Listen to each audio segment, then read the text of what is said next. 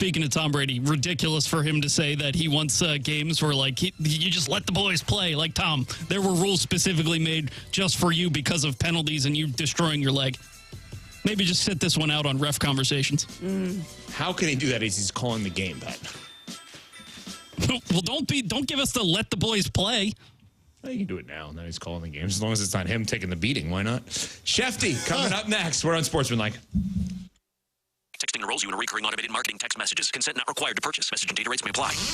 Leaving for the gym so early? I'm ready to go. Since you started taking Nugenix Total T, you've been acting like when we met in our 20s. I feel like myself again. Lower testosterone after turning 40 slowed me down. Nugenix Total T has been a game changer for me. What is it about Nugenix Total T that's different? It's a key ingredient called Tesnor. It boosts free and total testosterone to help you get back the drive and energy from your youth. Total T is backed by 5 clinical studies. I've seen the huge difference it's made for you in the gym, at work, and in the bedroom. I'm so glad I sent them a text for my complimentary bottle. Text ROCK to 321321 right now for your complimentary bottle of Nugenix Total T. Nugenix is the #1 selling testosterone boosting brand at GNC and Walmart. Do it now, and we'll also send you a bottle of Nugenix Thermo X, our newest, most powerful fat burner ever. Absolutely free. Text ROCK to 321321. That's ROCK to 321321.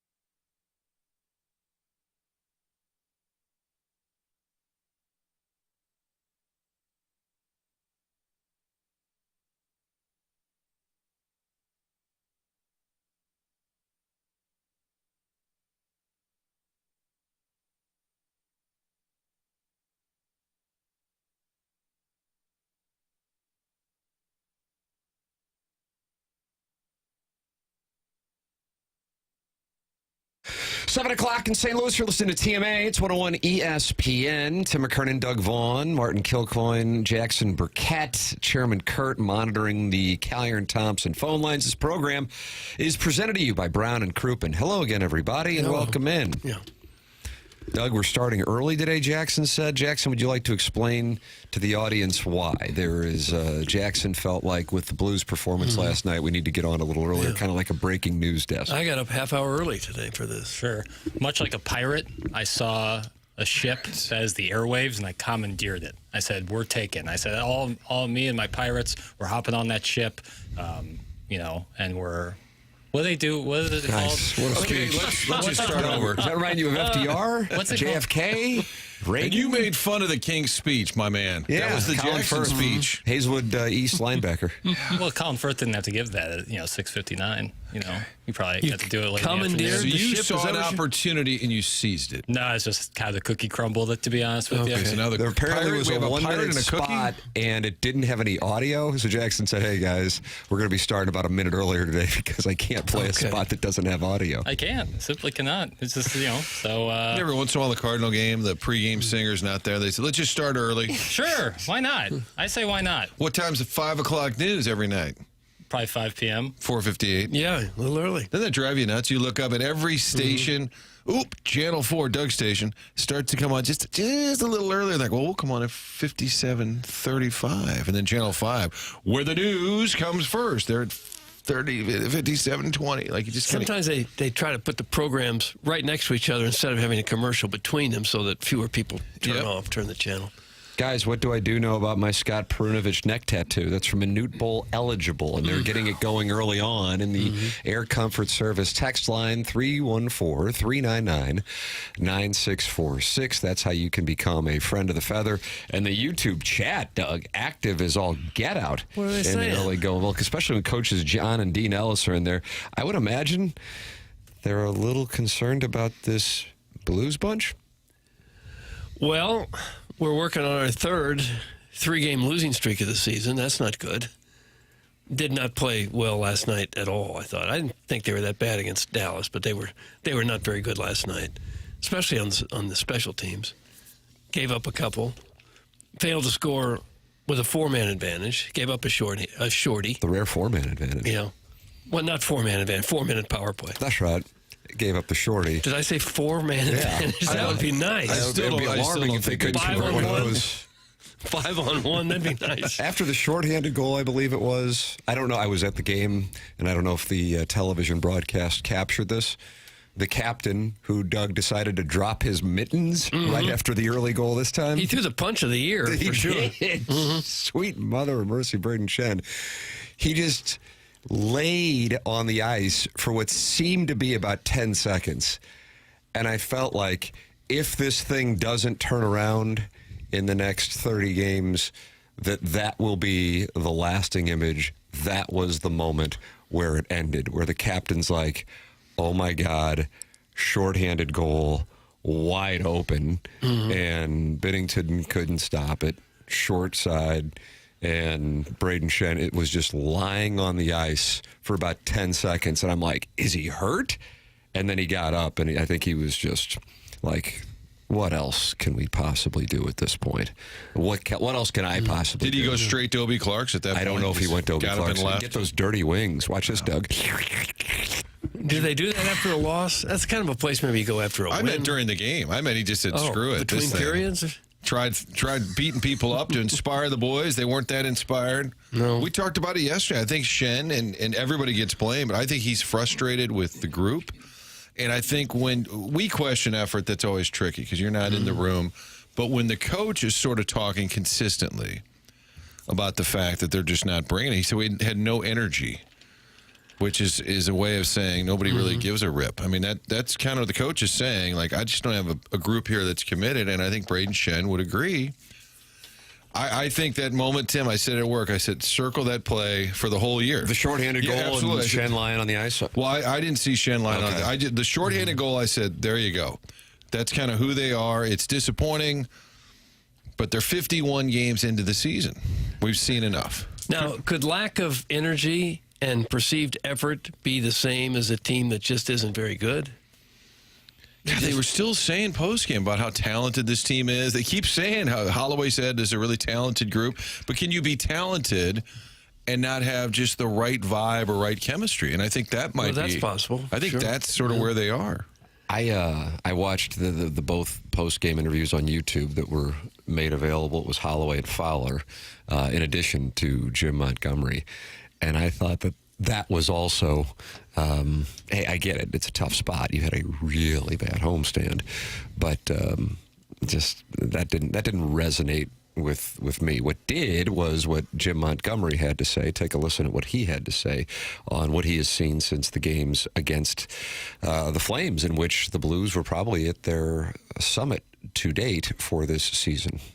Common theme that I have seen is a lack of energy, that of playing to what we can do. That's been the common. It's been a week here where I don't know if it's a malaise, and that's my fault. I have to get the group to engage more and to be, I don't want to say prepared, because it's not prepared. It's having the attitude of we're going to do this. And it's not there right now. And, if it's not there in the entire group, that's where I have to look at myself and I have to look in the mirror and what do I have to do different to get them to battle through adversity, to battle through all this. We're not overcoming it within the game right now. No, and they fall behind early in the first period, all 3 games of this homestand. You know what they could use? They could use Cam Jansen out there. They could use Cam Jansen, that's right, out there running around, banging into grab people. Grab the EDF mittens, Martin. You might have to wear them for this one. They need him throwing some fists, banging into people, getting the crowd up, getting his teammates up. They need Cam Jansen back. I don't care if he's 40. I don't care. They need that energy. They don't really have anybody that runs around and gets the crowd and the other players pumped up, do they? It doesn't seem like they have. I think that's why you saw Shen. He tried. Guy. He was like, I know what we need right now. And I don't think JT Miller wanted to fight him, and it clearly didn't look like it. He just clocked him. Mm-hmm. And I think that was a lot of frustration built into one fight for Shen. No, we touched on it. Where's the gritty guy? Now, they're all highly skilled, great athletes. But the DNA this team always had was a little more edgy. Even Perron. Sandpaper in their game. Yeah, I mean, I think Petro, Perron, Maroon, Steen, all these players that you can think of were a little edgy. And I think in the last few years, we've seen it drop off. And I think there's something to that. I really do. I mean, each game is sort of a blah beginning. What about the Jansen solution? I'm fine with it. Are you? I would try anything. Okay. Yeah. That is a take. It's a strong take. It's one of the best takes ever. I think so. Roby. Monty wants new players. His comments of late have been pretty consistent. That's from Kevin's brother, Jack, and then his last name is Demoff. I think Kevin at the Lake might have been at the game, if I'm doing some Twitter X deep dives correctly. Who's Kevin at the Lake? That calls into the show or writes into the show.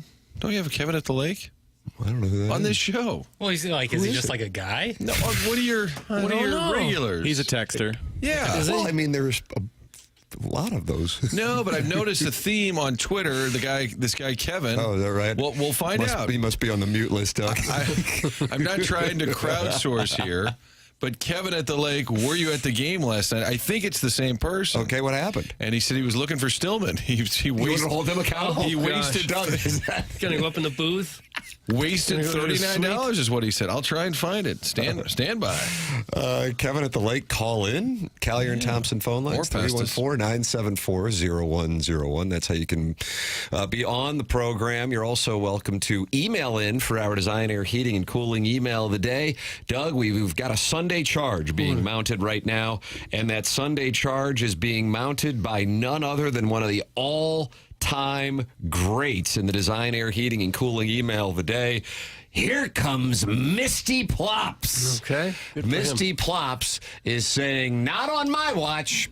There will not be a win for the self-made stay-at-home Ledoux mom in the month of January. Misty Plops just trailing the self-made stay-at-home Ledoux mom by 2. Buck Swope trailing by 1.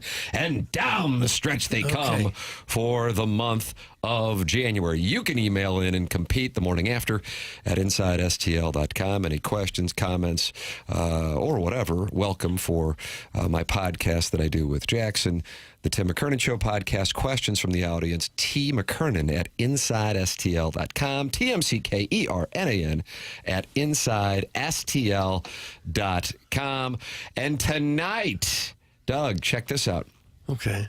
Billikens, rah, rah, rah. Billikens. Shish boom ba. Yeah. Billikens taking on VCU tonight.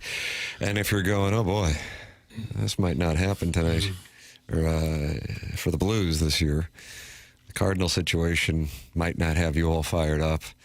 Well, turn your attention to VCU coming to St. Louis. Tonight, 7 p.m., it's Mascot Night featuring Louis, Fredbird, and the Billiken. Tickets starting at just $10 for the 200 level and $55 for the 100 level. Visit slewbillikens.com. Both teams are in the top 4 of the A10 standings. The Billikens are 10-1 at Chaffetz this season. Between Robbie Gibson and Swope, not Buck, they are the highest scoring trio in NCAA Division I basketball. Tickets starting at just $10 can be purchased at slewbillikens.com. Billikens, rah, rah, rah. Billikens, shish, boom, bah. There you go. That is tonight at the Chaffetz Arena. Martin and I have a family date on Friday. Ooh. Martin's Tykes, my Tykes, and our wives Friday night for the Blizzard game with Dayton. I'll be Watching Hoop Rock. Yeah. God, that's such a good time for the family. I love that. God bless. Good Jackson. Family man, family plan. Oh, it's just so folksy. Wow. Folksy. I've always been described as folksy. Right. It's like a Norman Rockwell painting. It is. You think it's folksy until you fast forward to about 7 o'clock Friday night. I'm like, Carson, you knocked over Dad's beer, you jackass. Oh. Then the folksy part steps out. Well, Was it folksy when I had to carry out my screaming, now 3-year-old, birthday present yesterday to go to the Blues game? He's a big Canucks guy, big Tocchet guy.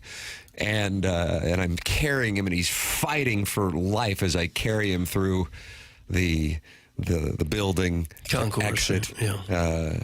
Do you stop and sign autographs even though you're carrying him? I actually told him, I said, hey, act like a jackass so I don't have to sign. Good play, actually. Yeah. Yeah. And Otherwise, he'd have been perfectly behaved. That's right. Right on cue. He threw a tantrum. Screaming. Really wanted some Mike and Ike's, Doug. You ever enjoy Mike and Ike's? I'm not even sure what that is. Good for you. Very good for you, especially if you're 3, just like snorting a rail with all that sugar. Sure. Original fruits. What is it? Mike and Ike's? You've never had a Mike and Ike's? I've never even heard of it. I would say it's similar to a jelly bean. It's got a little jelly bean aspect. Yeah. It's essentially what Al Pacino snorted on that desk in 1981. Was it 81? I don't know the years, You were down Tim. in Miami then, weren't you? Well, it doesn't mean I was involved with him. Was that Robert Johnson at Logia, and he went to the University of Missouri, and then he was on the Keys with Tom Hank and Big. But initially, he was a cocaine dealer in Miami. Am I correct on that? I got Scarface at 83. Oh, wow. Orioles? Phillies? Orioles, Phillies. 83, yes. World Series. I think one time we ranked like cutest 83 Orioles once. Oh, I do think we did Floyd that. Rayford? I think that was the consensus. Who became a Cardinal in 86? Sugar Bear. 86, all right. I think he might have had 2 stints with the Cardinals. Crowdsourcing? Was he here in 84? I think you're saying he was here in 84, and I may walk it back. We'll take your Floyd Rayford calls. 314-974-0101. Yeah, you're battling a 3-year-old. The Blues are not battling. Doug, it got away from me. I knew it would. I figured if we could get through the second period, that'd be wonderful. And I just wanted to join Braden Shen and lie down on the ice and not get up. So I carried the young Tyke. Suter was laying down on the ice, too, on that first goal. You see him slide backwards about 20 yards, and then they passed the puck right under his legs. Yeah, they did. Quite a little pass. Boy, is that Quinn Hughes? This whole 83 team, they all had mustaches. Bobby Grich, everybody. maybe? The 83 Orioles or yeah, the 83 the Cardinals? 83 Orioles. Like the up and down the lineup, just sweepers left and right. John Lowenstein on that club? Oh, yeah, and he was mustached. He took a leak in left field one time. He was kind of a character. Oh, he was, big time. Floyd Rayford traded to the Cardinals June 13th of 1983, which coincides with Scarface. Nice. A transaction that was completed 2.5 months later. So in other words, here, just take him. They wanted to get rid of the sugar We'll owe you bear? a guy. And they sent Tito Landrum to the Orioles. I was about to say it was Tito Landrum, and then he came back. And then Tito had a big hit against the Skippers White Sox. Big home run in Orioles postseason history. Floyd Rayford, only here in 1983. I take it back. All right, Doug. Martin He would have been a great surprise guest. Floyd Rayford instead. We do have a surprise guest today. We do. Have It's we? strong. It's really strong. Is that right? I immediately look at Jackson. I don't look at Martin. I look at Jackson because he'll look down at his cards, Doug, and that involuntary response tells me how strong it is. Okay. And you feel like this is a 9 out of 10? Yeah. Wow. Yeah. This is as good as it gets, really. Ella Reese? Almost as good as Abigail Mack. Almost as good as it gets. Mia Milano? Okay, it's 8.5. Maybe it's me and Moa. I don't want to give away anything. But Floyd Rayford is now going into the hot. He is going to be among them. That's got me excited. Kevin at the Lake, who Martin was communicating with on the Twitter tweets last night. I was just reading. He said, couldn't find Stillman. He sometimes glad hands the crowd in the concourse. He's in hiding. So Kevin at the Lake, I guess, was going to hold him accountable last night? That was my take from his tweet, and I, in fact, was correct. Kevin at the Lake was at the game and was not happy. I heard a few boos towards the end on the TV. I was not there. There were boos toward the end of that 4-minute power play when they weren't able to really muster much either. Yeah, there is this thing turned quickly because, what was it, 11 days ago, they pick up all 4 points against the Flames. Doug, flying high. Yeah, they had that dead cat bounce. And you get all 4 points against the Flames. And I was listening to the Curbside podcast. That's a tradition here on the program, following the Blues game. And Joey Vitale said that first period against Utah, that's where that's the turning point, because they gave up 3 goals, benched top line for a period of time. And that was the opportunity. You're playing, a fine team, but certainly not one of the top teams. And that was the turning point, he said. And then you're able to beat Vegas, but that almost got away from you. And then you come home and you lose all 3 in the homestand. Woo, cats and dogs. Cats and dogs. Expect something to happen. Mm-hmm. I know they traded Perunovic yesterday, but I expect something to happen between now and the Avs game. Heads are going to roll. There'll be a young guy called up to send some kind of message. I don't know if they would be making a trade at this point in the season, but I just expect something. I think that Jim Montgomery's exasperated. Maybe an extension for Ollie right now, just to kind of throw everybody off. Yeah. This is the time when Armstrong usually holds a presser and kind of addresses all the problems and calls out the team. He's done that a few times. When things get really low, he'll address the media and kind of call everybody out. But I don't know. They've got a couple days at home to practice. Doug, maybe that's what they need. Just a little work. Get up and down the ice a little bit. It's not going to get easier either. They got Colorado coming up and Edmonton and Florida. Nice. They could get buried here really easily, if they're not already. They've lost 4 out of 5. And in 4 of those games, they've given up 4 or 5 goals. That's not a winning recipe for anybody. Hey, can you all read some other texts other than your favorites, like the stay-at-home Ledoux mom and Misty Plops? Show some love to others. Doug, that comes from Bones. Yeah, well, then don't read any now. And can I crowdsource for just a moment? I am crowdsourcing. Jackson is not. What do the words Misty Plops mean? What is that? Does that I'm stand for afraid something? to ask. I am, because of the work of Misty Plops, who I found out is a fine gentleman and a great auctioneer and host. Yeah. Reed Lowe? Does Reed Lowe? That was not Rich Gould. I sent you guys the picture of Misty Plops in his other life hosting some boxing matches. Oh, yeah. Fine gentleman. Rather vile on this show, and I'm afraid, I don't know what it means, but I'm afraid to ask. I think you're bordering on doc season. Yeah, we're getting real close. It's all right. They know who we are. I typed in Misty Plops into Google just for the hell of it. Does it mean anything at all? And there's a Reddit thread, just r-St. Louis, so like a general St. Louis thread, and someone asked, has anyone ever heard the term swing haven? So that's all I got from that. That's so it ties into Swing Haven? He's a swinger? No, I don't know about that, but that's just what happened. Well, Doug, the first thing we want to say in advance of the conversation is the following.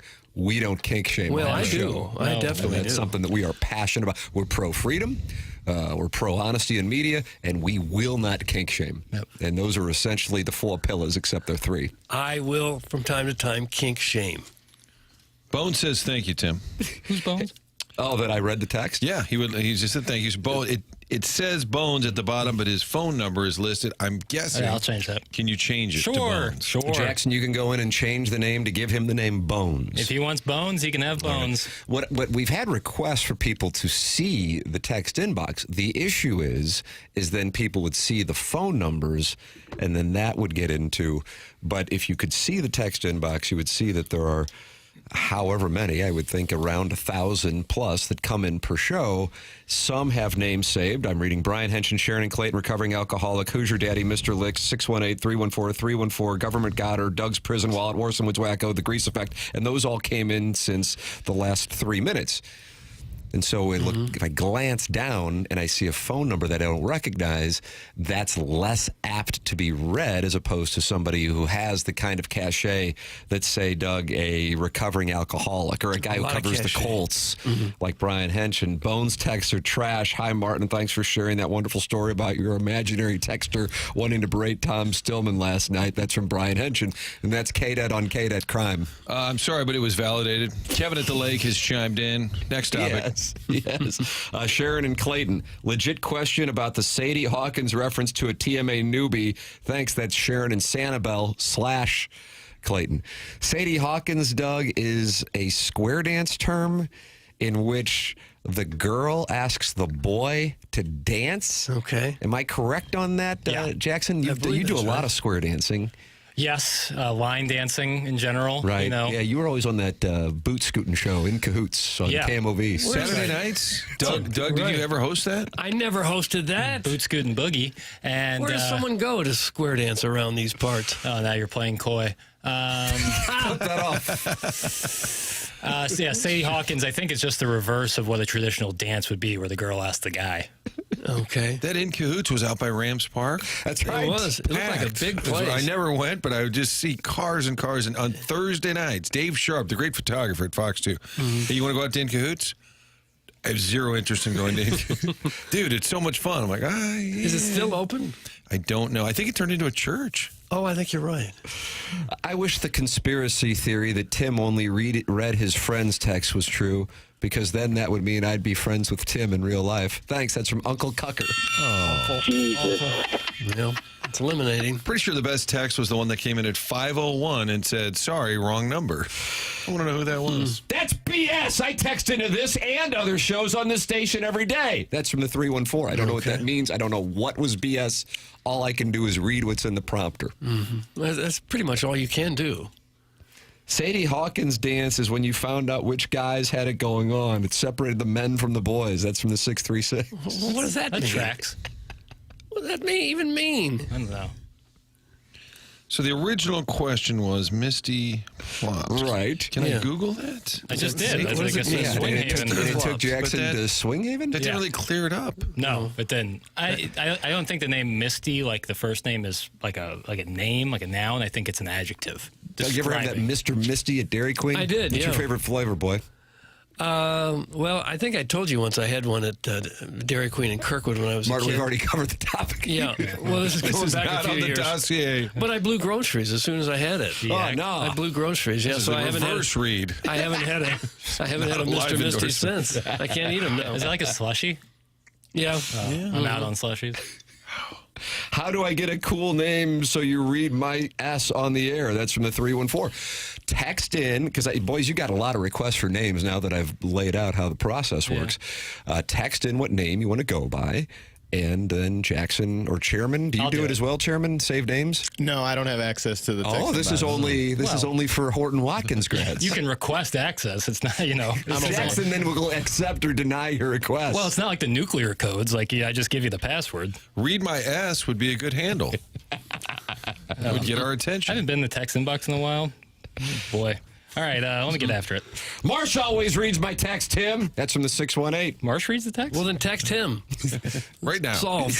Marshy Marsh and the Playful Posse on the Fast Lane. Watch the program. Get involved. YouTube.com/TMASTL. Now you understand how the Air Comfort Service text inbox works. 314-399-9646. And, of course, Callier and Thompson phone lines.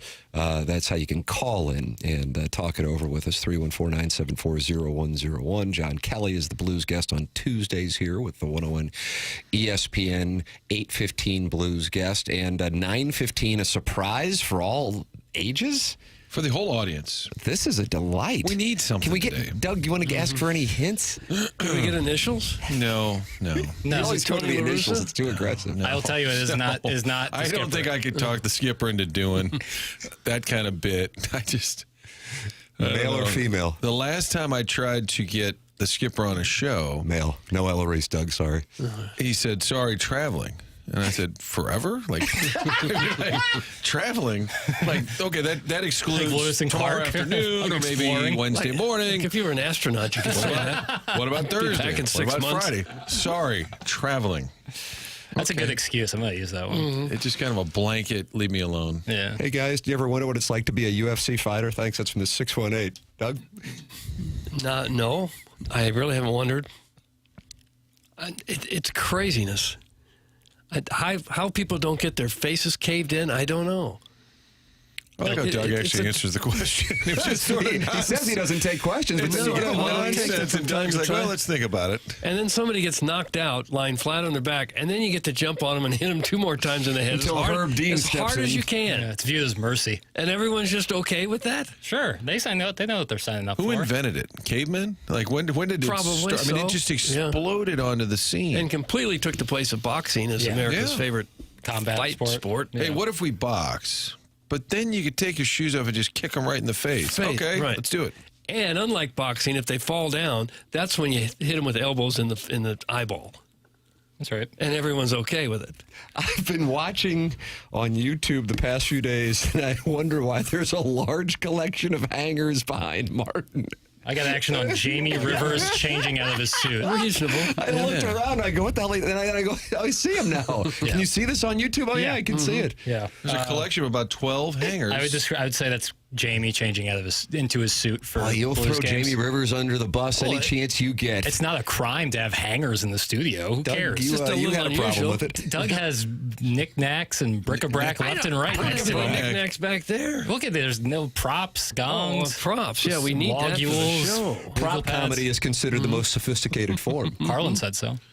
Sometimes instead of hangers, we'll have just a nice dish behind Martin. Yeah, that's right. did last BK, week. Brian Kunderman. That's right. What if I book Gallagher as a surprise guest? He likes the props. Yeah, he And does. then you guys said initials, and I just said G. Yeah. A phoner with Gallagher. I've gotten text read on here before. Just wanted to add a handle. My name is now Ryan Boom. Well, you Okay. boys are going to be active. Welcome, Boom. I mean, we got a lot of new friends here in this Air Comfort I think Service. Buzz called him out and said, be funny, you sads. That was right. Hot Take Tuesday. UFL will be done after this year. There's zero talk about it. VC's going to pull their funding and move on. Hunchback of Von Castle. He's just giving a take apropos of nothing. That wouldn't surprise anyone, would it? If you got one team in the league that draws and nobody else can draw flies, it's not a good recipe for long-term success. I'm not going to let you guys talk about my Battlehawks leaving town like that. 5 games on the 2 Fox. Oh, is that right? It's 2 Fox? Yeah, good vehicle. And they've got 6 home games and 3 road They games. do have 6 home games, 4 road games, 6 home games. San Antonio has agreed to come here twice. Okay. They're working on the Alamo Dome. Why, it's not entirely clear, but they'll be coming here twice. Hey, Ryan Boom, I will enter you. That's from the recovering alcoholic from Belleville and Webster I Groves. wouldn't take it too personally. Boom. He said the same thing about Bones. I would like to be known as Jay Hood. That's from the 618. Why are these names not like... Oh, never mind. Catchier? Hey, Tim, read my text. I'm smart, not dumb, not like people say. That's from Big Tuft. Are you guys all anti-Costco guys? Thanks. That's from the 314. No, I love Costco. This is like QFTA. Come to 101 ESPN. This is an explosion of nonsense. We Look lost at the, this. The conductor lost control of the train. I think we might knock the internet off. The Costco came from the DEI thing. Oh. That's where that reference is from. Hey, Martin, there's only one problem with booking Gallagher as a surprise guest. He died in 2022. That's Is that from the right? 618. Oh, no. Apparently right? he's still in there all Well, the then why don't we get Carrot Doug Top. Henning? Well, Carrot Top is a good prop comedian. Doug Henning still with us? Doug Doug Henning, I believe, passed, didn't he? Well, still.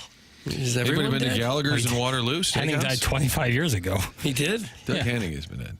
25 years, yeah. He would always say, look at the world of magic. Remember he had like buck teeth. They talk about I magic. feel like one time during a Cardinal game, Joe Buck just started talking about he Doug did. Henning. Magic's not very big anymore. Probably alarmed Al Roboski. He didn't know how to handle that. Magic's not very big anymore? You don't really see a bunch of magicians on TV anymore, do you? Who was the guy who used to do like the specials where he would like have like an hour-long thing and he would impress celebrities? David Blaine? It was Yeah. also- David Blaine. He did one with maybe it was Harrison Ford where he started weeping. He was so mesmerized by the By the by the magic. illusion. David Copperfield was big. Yeah. These magicians do well for themselves, if you know what I mean. Is that right? Yeah. Claudia Schiffer, and was it Josie Moran? I don't know, Tim. Who David Blaine was with. Am I correct on that? I don't know. I think she now peddles or wears on the Home Shopping Channel, but in the early 2000s, how do you do? Well, I'm fine, thanks. Well, don't forget, Magic is number one. The great Bob Hamilton. I typed in Harrison Ford, David Blaine. Harrison Ford finds card in orange with David Blaine. It doesn't mention anything about weeping. I think it kind of he cried. surprises me that Harrison Ford, who's kind of a tough, would all of a sudden start weeping if David Blaine found I'm telling you, he was orange. brought to tears by this. I'll look it up. I'm going to watch it in the have break. to watch this damn thing. Wasn't David Copperfield the one who made an elephant disappear on He stage? made the Statue of Liberty disappear. Is that what he did? Yeah. I feel like that's some kind of federal crime. Yeah, should be. Yeah, we'll talk more about it. Ladies and gentlemen, the program's called The Morning After. It airs on 101 ESPN, presented to you by Brown & Crouppen.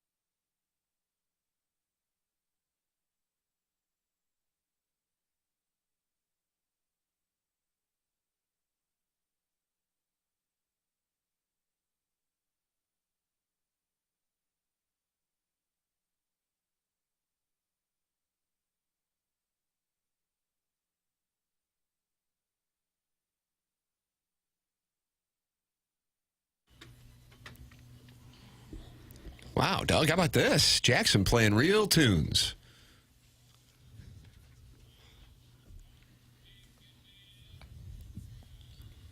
boy.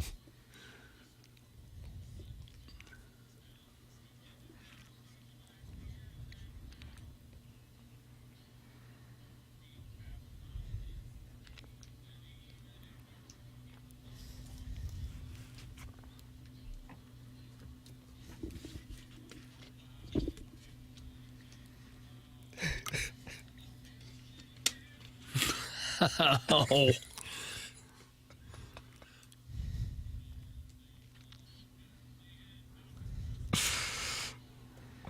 Didn't like that passions.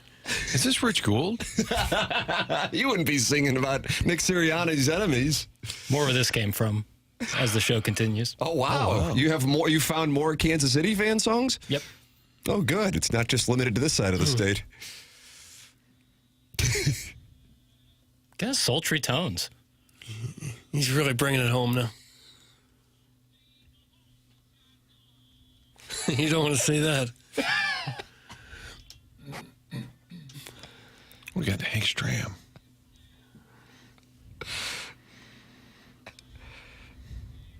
Ugh.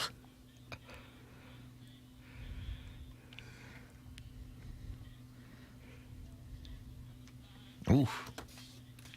I feel like he might be in studio with Fesco today. Gosh. Doug, I don't know. Minus Jackson's NBA Sports Center updates, if I've ever seen more anger in the Air Comfort Service. They didn't like the song? What a damn crime to a beautiful song. Awful! That's from the 314. That song's the grossest thing I've ever heard with a vomit emoji. That's from the 573. F the Chiefs from the 217. Hoosier Daddy writes, Jackson needs to be put down for playing this garbage. Like an old dog? I think people know where my stance lies on the team across the state, so I don't think that was certainly done. Crystal City Clamhammer writes, this song makes me want to suck start a pistol. Randy writes, is that even possible? the Libby Jack, don't ever effing play that again.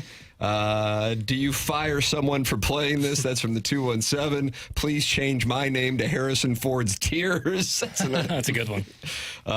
Chief fan is just as cringe as B-Fib. That's from former fan page moderator Neil L. and Craig Paquette. Dear God, I hate the Kansas City Chiefs. That's from Phil and Festus. Make it stop! Oh. Kwame Voyukas the fourth. This song makes my ears bleed. That's from Jeff. And finally, About Time, Go Chiefs. That's from Joey Vitale's Orange Scully. Who would have thought? Martin, look at the text coming in fast and furious and angry as hornets. So Phil and Festus is not a Chiefs fan. Most of our Festus supporters are on board with Kansas City. That is a theory that Festus and St. Charles have a per capita higher Chief fan percentage. One of the St. Louis merchandise providers, Doug, you familiar with STL Style? I think I've heard of that, yeah. Former sponsor here on TMA, right? Yeah, we did a lot of work with them. Yeah, they do great work. They issued a statement yesterday. How about this? For all those wondering, no, we do not and never will create, produce, or sell any merchandise promoting any other city sports team, regardless of proximity or perceived interconnections. Our allegiance is to one city only, and that city is St. Louis. Doug, that comes from STL Style. Those are good guys. And this is one of the Kennedys who delivered the speech? That's correct. Those are good guys. Really good stuff right there. Is it possible that Festus is just far enough away from St. Louis that they don't have the same connection to the Rams that we had? That it's easier for them to be Chiefs Sounds fans like Jackson wants to fight than you. someone who lives 15 minutes away from the Dome? I don't think St. Louis is big enough for all that. Like, if we were Chicago, maybe, but, I mean, it's just like, well, how far is Festus from the Arch? Half an hour? Martin, you usually track that. Oh, at least. Yeah. Festus I'm from going to the go Arch. 46 minutes. 46 minutes. I mean, Okay, what's so we're going like minutes, not miles. And what's Chesterfield? 35, give or take. Can we do miles? much Can we do different. miles? All right, I'll do miles. Okay, Do we go as the crow flies? No. Highway miles. Cartographer? I don't know miles. Either way, it's a straight shot down 55 or a straight shot down 40. Arch to Festus. I'm going to go 36 miles. I'll say 37 miles. Oh, you prices right at yes, him. I did. You prices right at him. It might be farther than that. Tim? I'm gonna. Well, now I was gonna say something in the 40s, I get to fold my hand because I was gonna say something in the 40s. I'm sorry, Jackson. What do you got, buddy? It's 34 miles. 30? Everybody overbid, nobody wins the Showcase Showdown. Tough. 34 miles. Chesterfield's closer than that. So what would 22? Chicago, their Festus would be distance-wise. Not socioeconomic. Distance-wise would be Kankakee, maybe? I don't know. We'll take your calls. I'm going to Chicago. Stand up. Way under on that 30 minutes from the yards. That's Phil and Festus. Regardless, I'm just saying we're not like a big enough metropolitan area where like people would be like, it's 40 minutes away. I'm not a Rams fan. You know, like I think that's. I don't know. So you're mad at Doug. It's just a theory. And I appreciate it. That's all. And I appreciate it. And here's my counterpoint. It doesn't have to be so inflammatory. I'm just Festus saying. might see itself as its own entity. Whereas if you if you live in anywhere in St. Louis County, you say I'm from St. Louis. But if you live in Festus, you probably say I'm from Festus, not from St. Louis. Where they're getting this inflated ego from. I'm not saying that they are anything bad, but we're all that's all part of one town. I know people from Chicago or from Rockford in college, and they would say they were from Chicago. I'm like, but you're from Rockford. Oh, yeah. Well, it's the same. It's the University of Missouri. Guys, big Blues fan, big Chiefs fan, big BMI. I call it the Hoosier trifecta. That's from the Hunchback of Vaughn Castle. Boy, he's coming for people today. He's got a big BMI? No, he's saying if you're a huge Blues fan, huge Chiefs fan, that means you have a huge BMI. He calls it the Hoosier trifecta. You have to be heavy set to be a Blues and Chiefs fan? According to the Hunchback of Vaughn Castle. 2 pillars? Okay. Carlos Spicy Winter says, I can't wait for this to come full circle when the Chiefs finally suck again and formerly AM and HD2, now somehow HD1 programs play it sarcastically when Anthony Richardson and Jameis Winston are starting under Spag's regime of 4 pillars while the front office and ownership group does nothing in the offseason to address the roster holes. That's from Carlos Spicy Winter. I like Jameis Winston. You like his interviews. Sure, and you I don't necessarily want him on your squadron. Well, if it meant I had a squadron, I would take him. He's like a volume guy. Like I'll throw a bunch of touchdowns and a bunch of picks. I'm just going to throw it. You're just going to sit there and like it. I'm never going to take a sack. I'm always going to throw the ball. Hell no. Someone's going to catch it. Progressing the ball forward no matter what. If there's not a Straubs within 15 minutes, I'm not interested. Doug, that's from Mr. Licks. Well, there's not that many Straubs here, are there? There's only 3 or 4. Webster Grove, Central West End, Town and Country. Those are the 3? Clayton. There's a Clayton one is. Yeah. 63105. Clayton around the corner there. Around the corner? Right on the corner. That's like on the corner. It's kind of like you catch that, Doug? Around the corner, like, hey, I live. I mean, I do this neighborhood. I do live elitist neighborhood. I do live close to it. I'm close to everything. Did you see Mo at the Straubs? No, it was not at a Straubs. No, it was a bigger grocery chain. store. Yeah. Half you inbred Hoosiers don't even have a FICO score above 620. Pick one and then suck it. That's from Scissor Me Timbers. And Doug, this Chiefs thing is starting to get. It's getting hostile. It's tearing us apart. And your FICO 12 score? more days. I think that's right. Well, you can get your Anyone But the Chiefs hoodies and T-shirts. Jackson, I think the great Mike Flanagan from TMASTLshop.com is bringing in merch today, and maybe the Anyone But the Chiefs hoodies. And will you be sporting it? I will. Do you feel like you might get in a scrap? I'll wear it until the Super Bowl. I'll wear it every single day into the Super Bowl, if that's what it takes. Will you wear it to a Super Bowl party? Sure. I don't really go to Super Bowl. What caused this company to put out a statement? Were they feeling pressure? I don't know what was going on there. I bet they were. I bet I think people were there's some asking. STL style guys who listen to the program because they've been a sponsor on the show. Yeah. Like I wonder if they were getting Call in STL style. They're brothers. 314-974-0101. Do you think they were getting attacked, like online? People saying you probably sell this stuff. Yeah. I wonder why they felt so. There was St. Louis. Is there St. Louis merch providers doing Chief stuff? I'm sure. Yeah. Is that right? I would assume. Hey, and by the way, Yeah. God bless. That's business. Right. I believe, yes, that there are people out there making gear. Inside STL is doing it as well. We're just saying anyone but the Chiefs in partnership with the great St. Louis starter packs, Doug. Do you check people's FICO score if they want to buy something? Before they can buy merch? Excuse my ignorance here, but is that different than a credit score? Doug? Same thing. Okay. Got it. And Scissor Me Timbers was saying these are some low credit scores that are coming in. Mm-hmm. Well, things happen. Now, what does that mean? I think some things get away from you. Some things don't. Now there's a credit score war going on in the text line. Aren't you fascinated by this thing?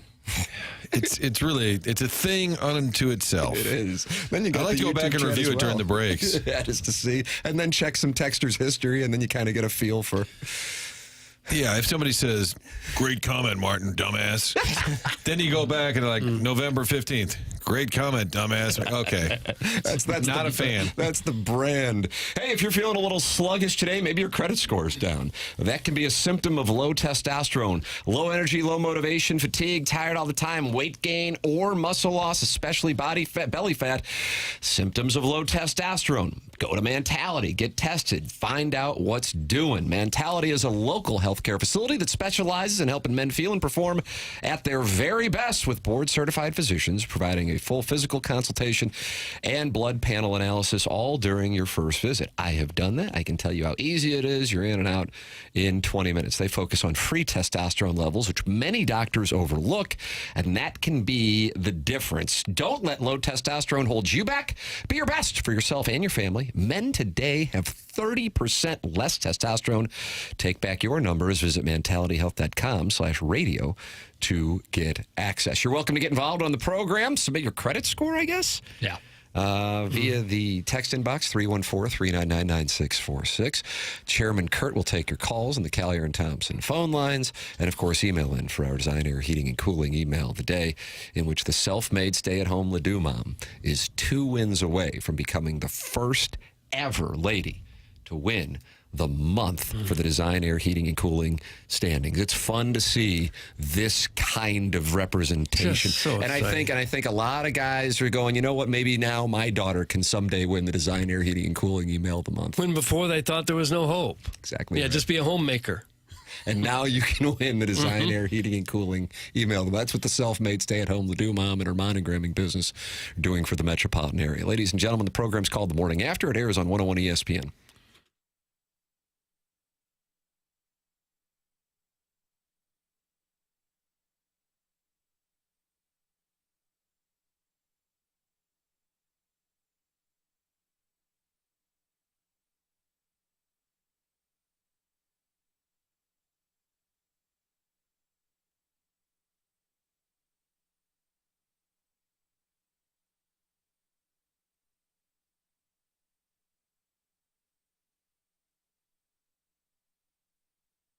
Tim McKernan here with you to talk about some people I have gotten to know here recently and some people I'm thinking about doing business with, as a matter of fact, and that is aesthetic design and build. I'm talking about Dan and his team. Went out and saw them at their showroom in Chesterfield Valley, and they showed me all that they can do for your outdoor living space. What they really specialize in: custom work, custom deck. If you're interested in adding on a pergola, or if you're looking to shade your covered patio with a retractable screen, I mean, you can have that thing electronic, and now it's taken care of, and now you're not dealing with the sun. If you're facing the west, and you're going, oh, my goodness, this is brutal. Well, now it's taken care of with Aesthetic Design and Build. Go online and see their work at aestheticdesignandbuild.com, or check out their showroom in Chesterfield Valley. Dan's a great guy. Team made up of some really good people. Give them a call. It's 636-532-5008. That's 636-532-5008. Or visit them online at aestheticdesignandbuild.com and let them know I sent you their way.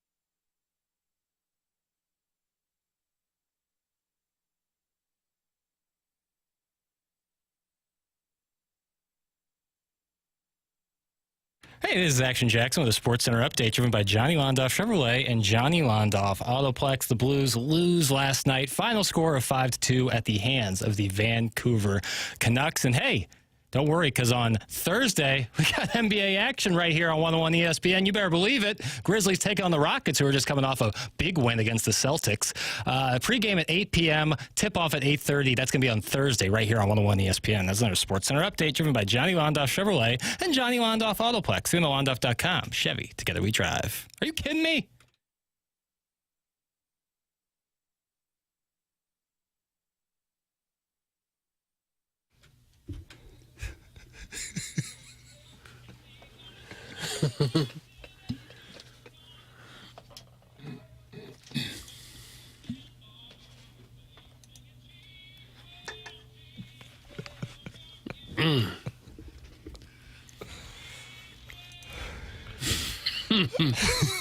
Don't dance, Jackson.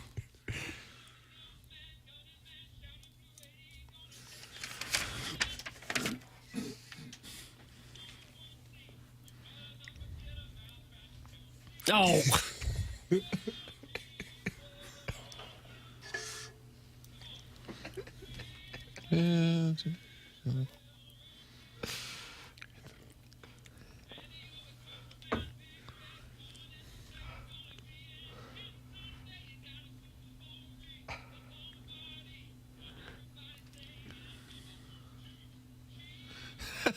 What did he say? You got a long body? I heard long body. Did he say you got a long body? Yeah. What does that mean? I don't know.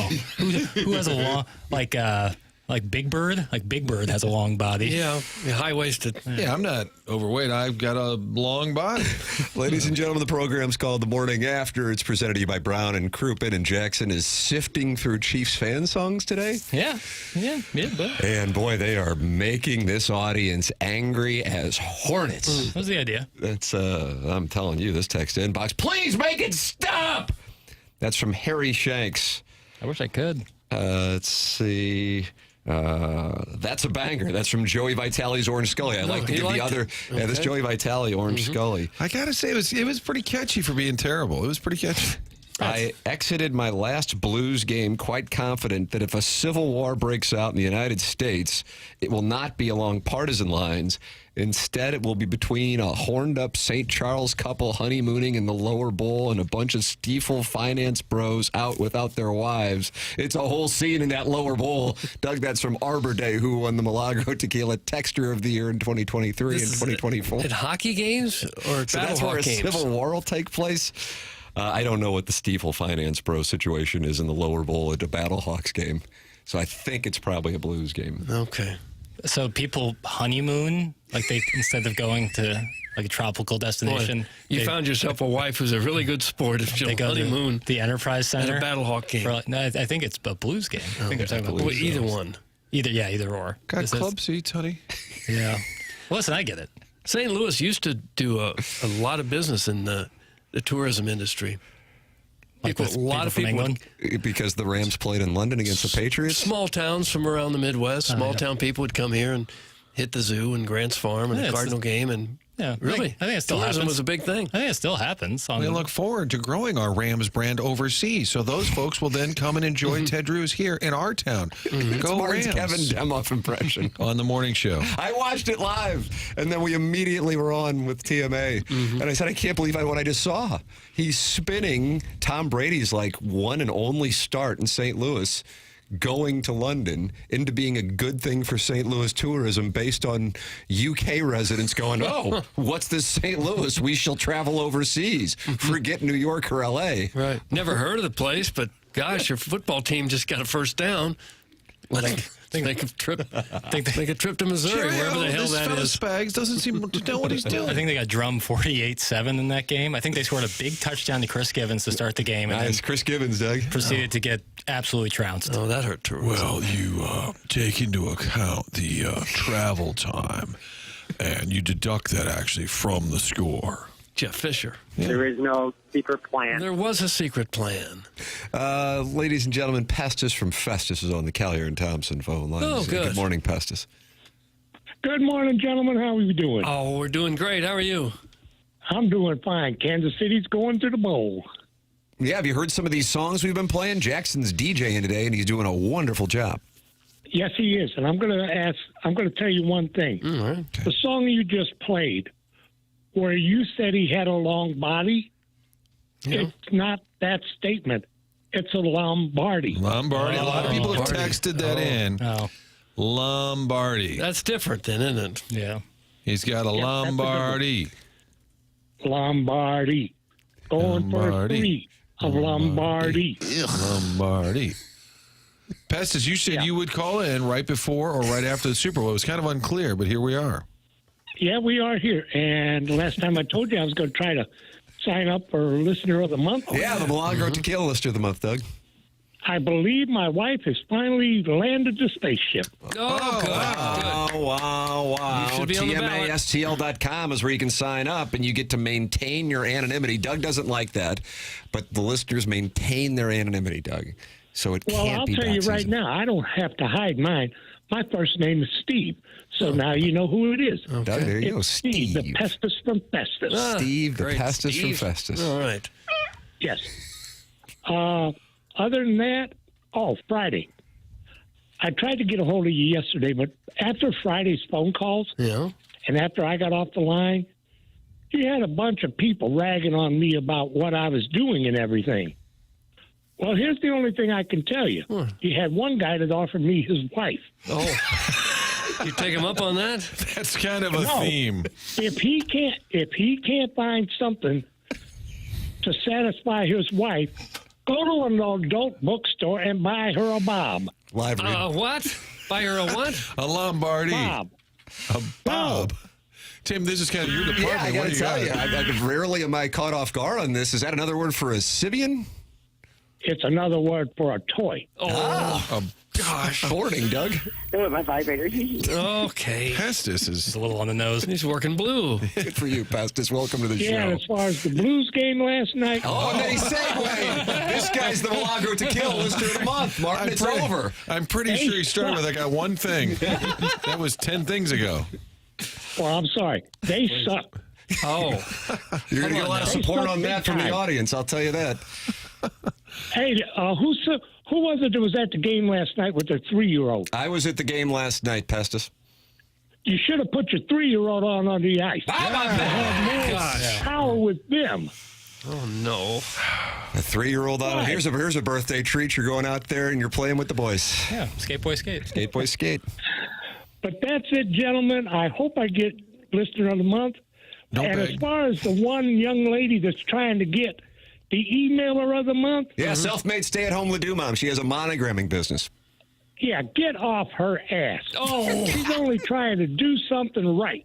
And all these callers that don't want her to be there, you're just jealous that you can't do it. How about that? Real quick, I know you got to go, Pestus, but do you know Jackson's dad who calls in from Festus, but he's on a barge overnight? Oh, the drunken monkey? I don't know that guy. Flip that off. Pestus, No, wonderful I don't thoughts. know that guy. And Okay. I don't think I want to know him. Oh. Tension in Festus, Doug. Well, I don't know. Okay, gentlemen, I am out of here. You have a great Sorry day. to bother you. Yeah, kind of like that's like a Rome call back in the day. He's got to go. Apparently, he's got things to do, and we don't. Stephen Boundbrook, what's up, Steve? Ladies and gentlemen, Pestus from Festus, Doug. I mean, this guy wants to be the Listener of the Month.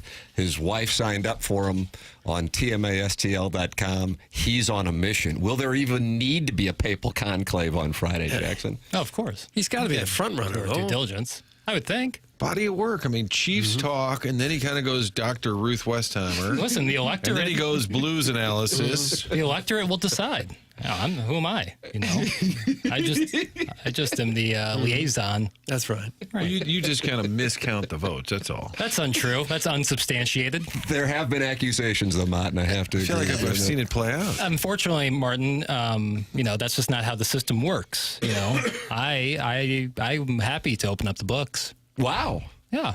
Well, There's no Depends on secret who's plan. There's no secret plan, yeah. Jackson. Whenever Pestus calls in, I can't help but feel that a confused orderly running around a group home somewhere with a white coat and a big butterfly net is out looking for him.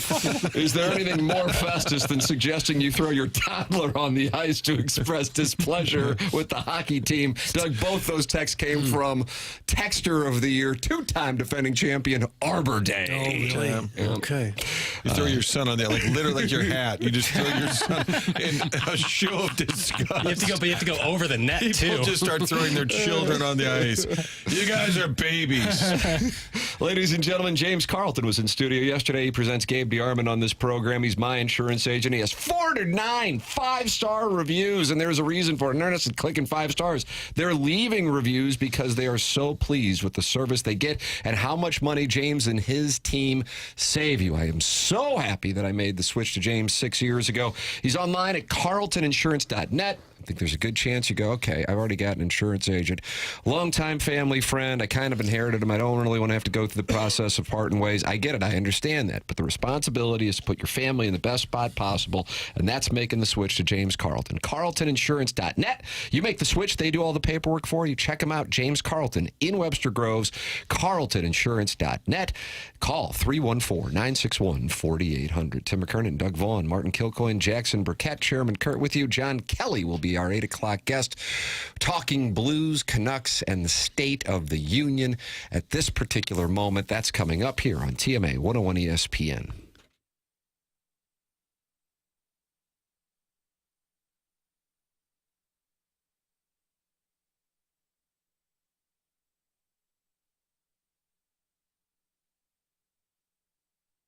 It's all about customer service here with TMA advertisers. They love making themselves accessible to our audience. And then they become synonymous with the audience because they put themselves out there to say, hey, if you got a question, here I am. Well, that's what Stewie from Stewart's American Mortgage is doing. Here's his cell number. How much more accessible can you be than that? 314-324-4440. So if you are interested in buying a home, selling a home, or you're looking to refinance, there it is. You can call Stewie right now on his cell phone at 314-324-4440, or you can Google the Bagel Loan.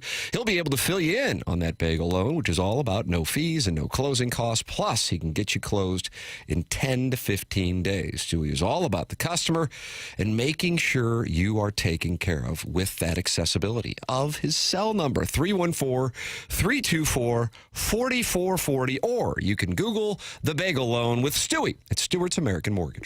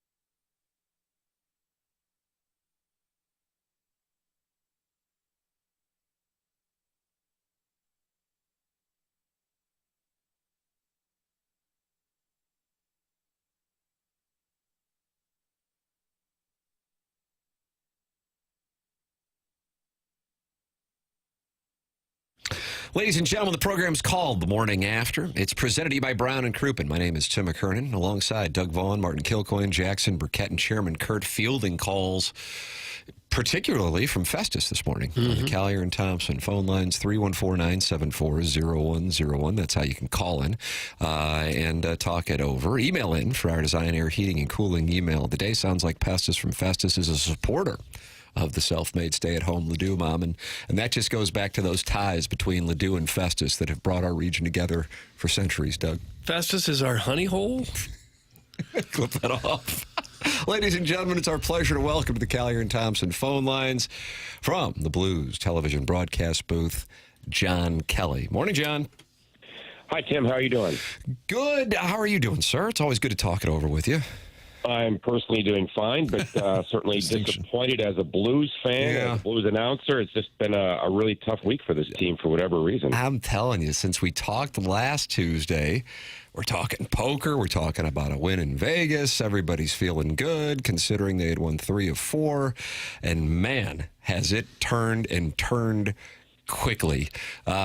Is there something when you're in the booth or you're talking it over with guys on the team, the organization, that you're going, okay, here's what happened on this homestand, and this is what cost the Blues a significant moment in their season? Anything that you dial into? Well, I think it's more than one thing, Tim. I think, big picture, they've had terrible starts on this homestand. Against Vegas at home, again, coming off a win in Vegas, the Blues had 8 shots total after 2 periods. That just obviously isn't good enough. And then they fall behind 2-0 to Dallas, and then last night fall behind 3-zip. So that's obviously number one, bad starts. And special teams have really hurt this team on this homestand. I mean, last night was a prime example where you get a power play goal, but you also give up a shorthanded goal, and of course, they got a couple power play goals. So it's those are the two things. And the other thing is, and the coach touched on it after the game, for whatever reason, right now they just have a lack of enthusiasm or energy. And I don't know why. That, to me, is the big thing, is that, the Blues obviously entering the homestand were, I believe, a point or 3 points behind Calgary. And, they just don't have the energy or the enthusiasm to realize the situation. And now they're in big trouble. They're 5 points out. Calgary plays tonight. They could be 7 back, and the Flames have games in hand. So I don't understand the lack of urgency and the situation that they're in. And I think that's the most alarming thing right now is why that they played the way they played the last 3 games. What would you expect them to do, if anything, to try to find some sense of urgency and enthusiasm? Well, I mean, Jim Montgomery said it after the game that's his job and the coach's job to find answers. And I'm sure it'll start at practice today. And it's not like the old days, Doug, where, Doug Armstrong could maybe, make a big deal or something like that. It's really hard mid-season to make big trades, although Colorado, of course, traded Rantanen last week. But those are really, really hard to do. So to shake the team up, I don't know. I really think it has to come within the leadership group of the Blues, the captains and the assistant captains, and to grab this thing by the horns and say enough is enough. I think that's where it's got to start, from the coaches and the leadership group of the team. Didn't you sense the Schenn fight was a little bit of the game itself, but also just mounting frustration from the captain? I sense that fight was, let's go, boys. Let's get this going here. They fell behind by 1 again. It was an odd man rush, a backdoor play to Garland, and I felt Schenn was trying to send a message to his team. And, he knocks out JT Miller with 1 punch. I mean, what more motivation do you need? The fans were into it and things like that. But unfortunately, the players didn't follow his lead. So that's what I saw when Schenn dropped the gloves. I mean, we had a good replay of it on FanDuel. Is they were talking right before the face-off, and I know Schenn asked Miller for a fight, and he obliged, and we saw the results. So I think he was trying to get the team going. John Kelly, our guest here on the Callier and Thompson phone lines. You're listening to TMA on 101 ESPN and the TMA STL YouTube channel, where you can watch the show and chat throughout the course of the broadcast. Let's go through the interference call on Dylan Holloway. Not just the call and the gray area that is that interference, but then also Jim Montgomery's deliberation and then decision to go ahead and challenge it. And the Blues had been 9 for 9 on challenges, going back to losing the last one, I think, in December 2023.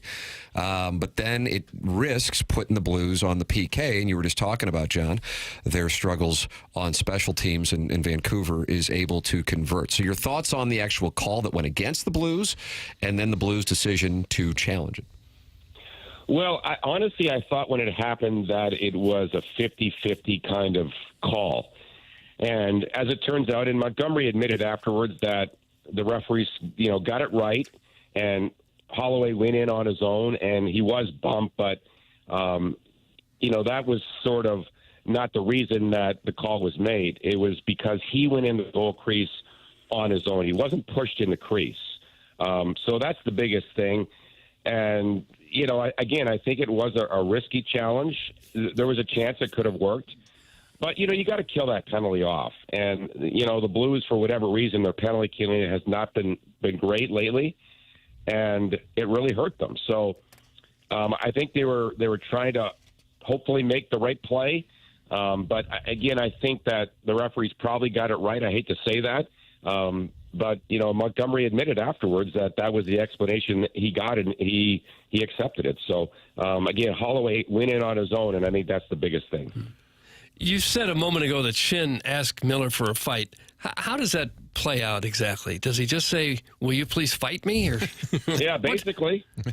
I think he said, they were ready for the face-off, and I think he just said, "Hey, I need a fight here."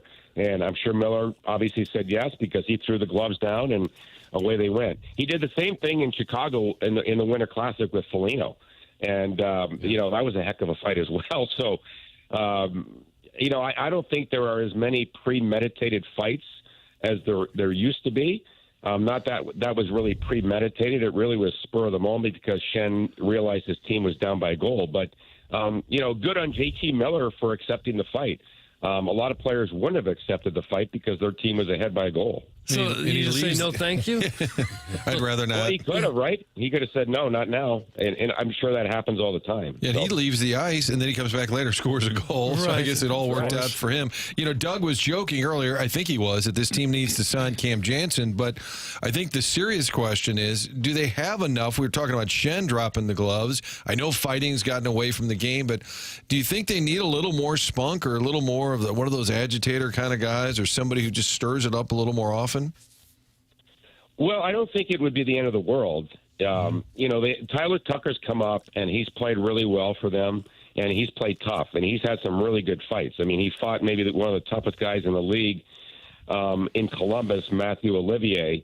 So he's answered the bell. But, I think that, we talked earlier about the Blues and sort of their lack of energy on this homestand. If they had guys like that or more guys like that, maybe that would get them into games, and that would get the crowd going in home games and things like that. So, but a lot of teams wish they had that type of player, but they are becoming more and more rare because physicality and fighting is not in the game as much as it used to be. So, yeah, I mean, I think every team would love to have players like a Cam Jansen that can spark a team and fight and things like that, or a Trent Frederick in Boston, who's a UFA at the end of the year. Boy, he'd look great in a Blues uniform. But, yeah, toughness is still part of the game, but it certainly isn't what it used to be. John Kelly with us every Tuesday here talking about the Blues and the disappointing homestand finalized last night with the Canucks coming in a disappointing performance. Blues and Avs coming up as the Blues head out on the road. Very difficult stretch of the schedule before the Four Nations. Avs, Panthers, Oilers. Boys are going to be put to the test. We'll see how they respond coming up on Friday. JK, we always enjoy the conversation. Thank you so much for the time. Okay, guys. Thanks. Have a good week. You too. That's John Kelly with us on the Callier and Thompson phone lines. You're welcome to email in for our Design Air Heating and Cooling email today, the morning after at InsideSTL.com. Doug, you and I have common ground on the weather.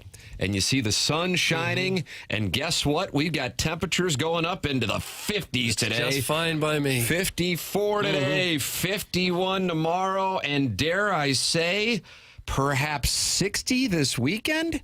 How do you do? Low mid-60s by Sunday. How do you do? How about that? Design Air Heating and Cooling online at designairservice.com. Sponsor the email today online at designairservice.com is where you can go to communicate with Seth Goldcamp and his team, the longest running sponsor on TMA. We're talking about more than a decade. If you run into any issues with your heating service, go to designairservice.com. Doug's a client. Martin's a client. I'm a client. I said mid-60s by Sunday, but my app was showing me the weather for Santa Clara. I was about to say, I saw 59, but 60. you know, I see if you 60 have a better, on Sunday. No. You're looking at Santa Clara. I was indeed. Are you considering a relocation, doing mornings on HD2 in Santa Clara? You'd be good in Berkeley. You got to move on. I would not. No. That would be fun. That's never going to happen.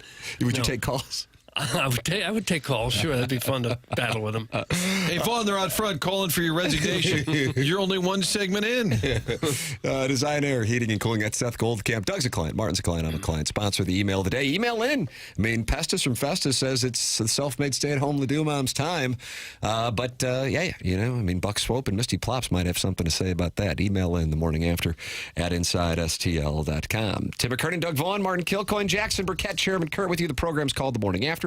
It's presented to you by Brown and Crouppen Fisher Window and Door Store, 8 o'clock hour on 101 ESPN and the TMA STL YouTube channel.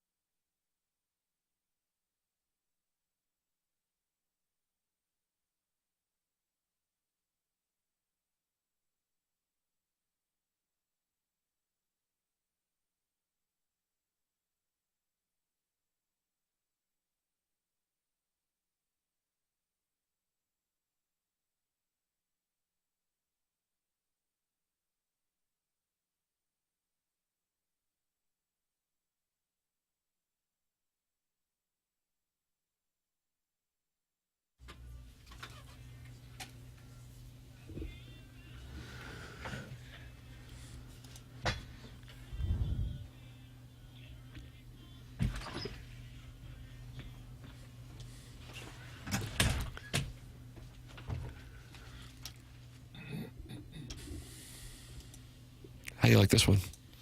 Is this another Chiefs song? No, sir. I was waiting for a Tony Gonzalez run. It's a tough one.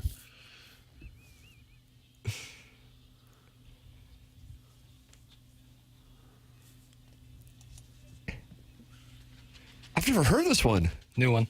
Not new, but new to us.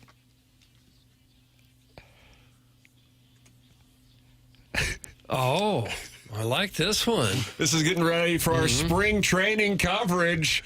Doug, we're 13 days from TMA in Jupiter, Florida. How do you do? Well, I'm fine. That'll be fun to go down there.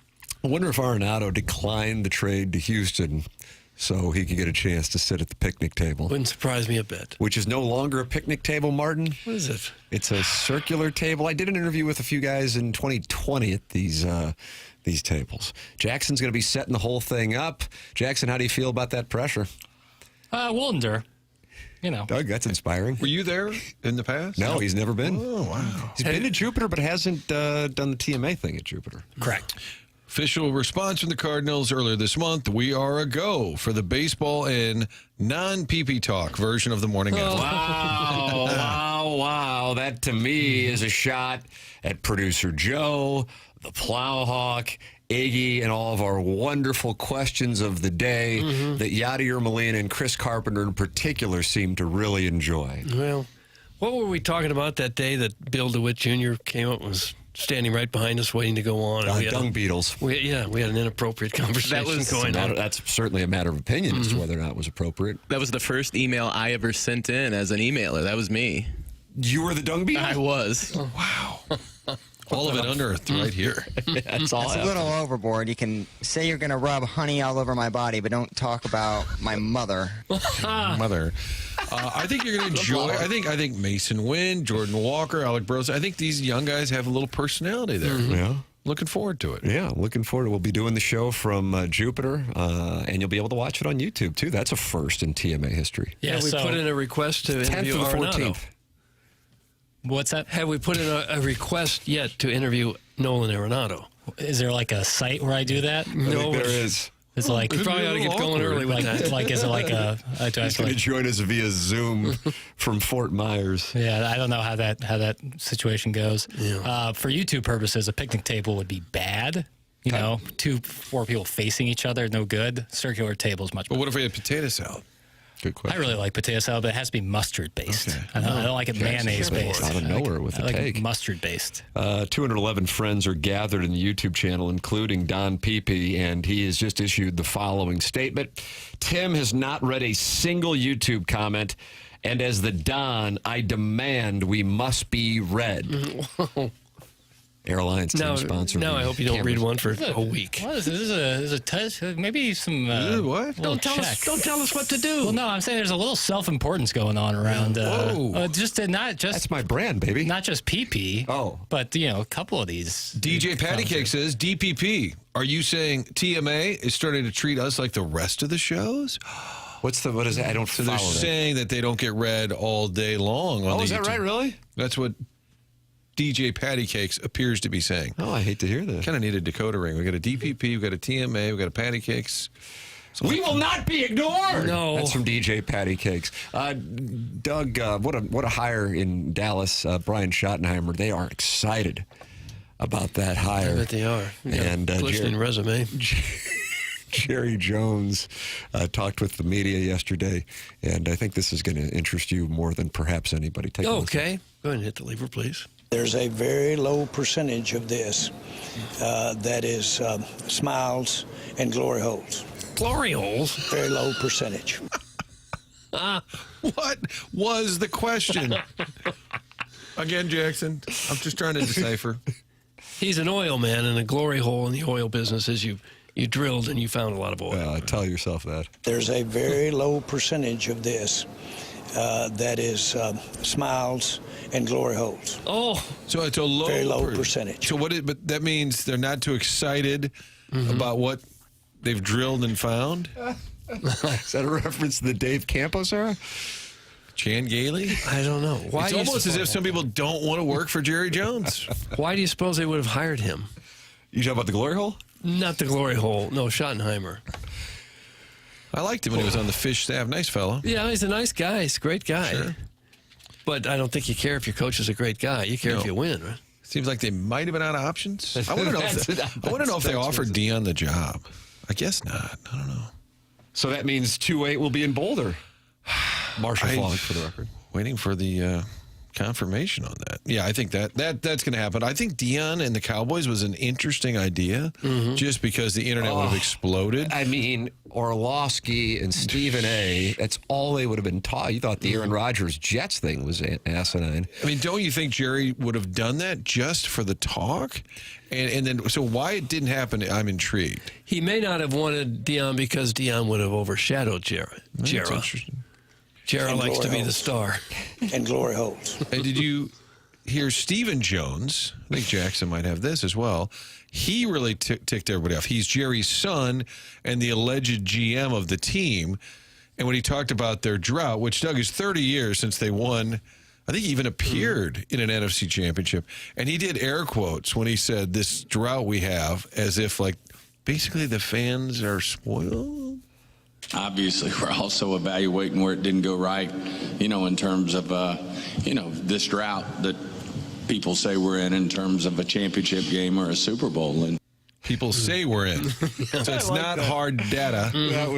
That was caught mid-statement going, oh boy, how do I exit this with? He did air quotes, though, the drought that people are saying. Well, nobody's saying it. It's just a stat. I posted a picture on Facebook about a glory hole. Okay, Larry. That was also at the Cowboys press conference yesterday. He was there? He was. He was dressed the Cowboys owner. Well, he had a great scene in Landman. As far as the hire of Brian Schottenheimer, not necessarily getting a whole lot of approval. And Doug, do you call it the Metroplex? You like that term for Dallas? I just Fort call Worth? it Dallas. Oh, fair enough. I just call it. Last time I was there, they were speculating that in 10 or 15 years, Dallas is going to be bigger than New York in terms of number of people. Who would be a better head coach for your football club next year? Mike McCarthy or Brian Schottenheimer? Who do you think would do a better job as the head coach if you had to wager? Well, McCarthy's obviously got the experience and some record of success. Sometimes you hire somebody that everyone says, no, what are you doing? What are you doing? He turns out to be really good. You never know. The thing is, Brian Schottenheimer has been around for a good long while. So it would be surprising if he were a late bloomer as a head coach. At the same time, because I mean, Josh Allen was real vocal yesterday regarding his support for Sean McDermott. But keep in mind, Doug, do you remember who the head coach for the Buccaneers was when they took on the Fighting Rammies 25 years ago? Yeah, it wasn't Dungy. It was. Wasn't it? Am I wrong on that? Yeah, Tony Dungy. Tony Dungy. Yeah. Lane Kiffin's dad was the D coordinator. He kind of got run out of Tampa because they never could quite win. That's where I was going with this, Martin. That's exactly where I was going with this. And then they bring in... Initials, please. Jackson already said it. John Gruden. Okay. And what happens?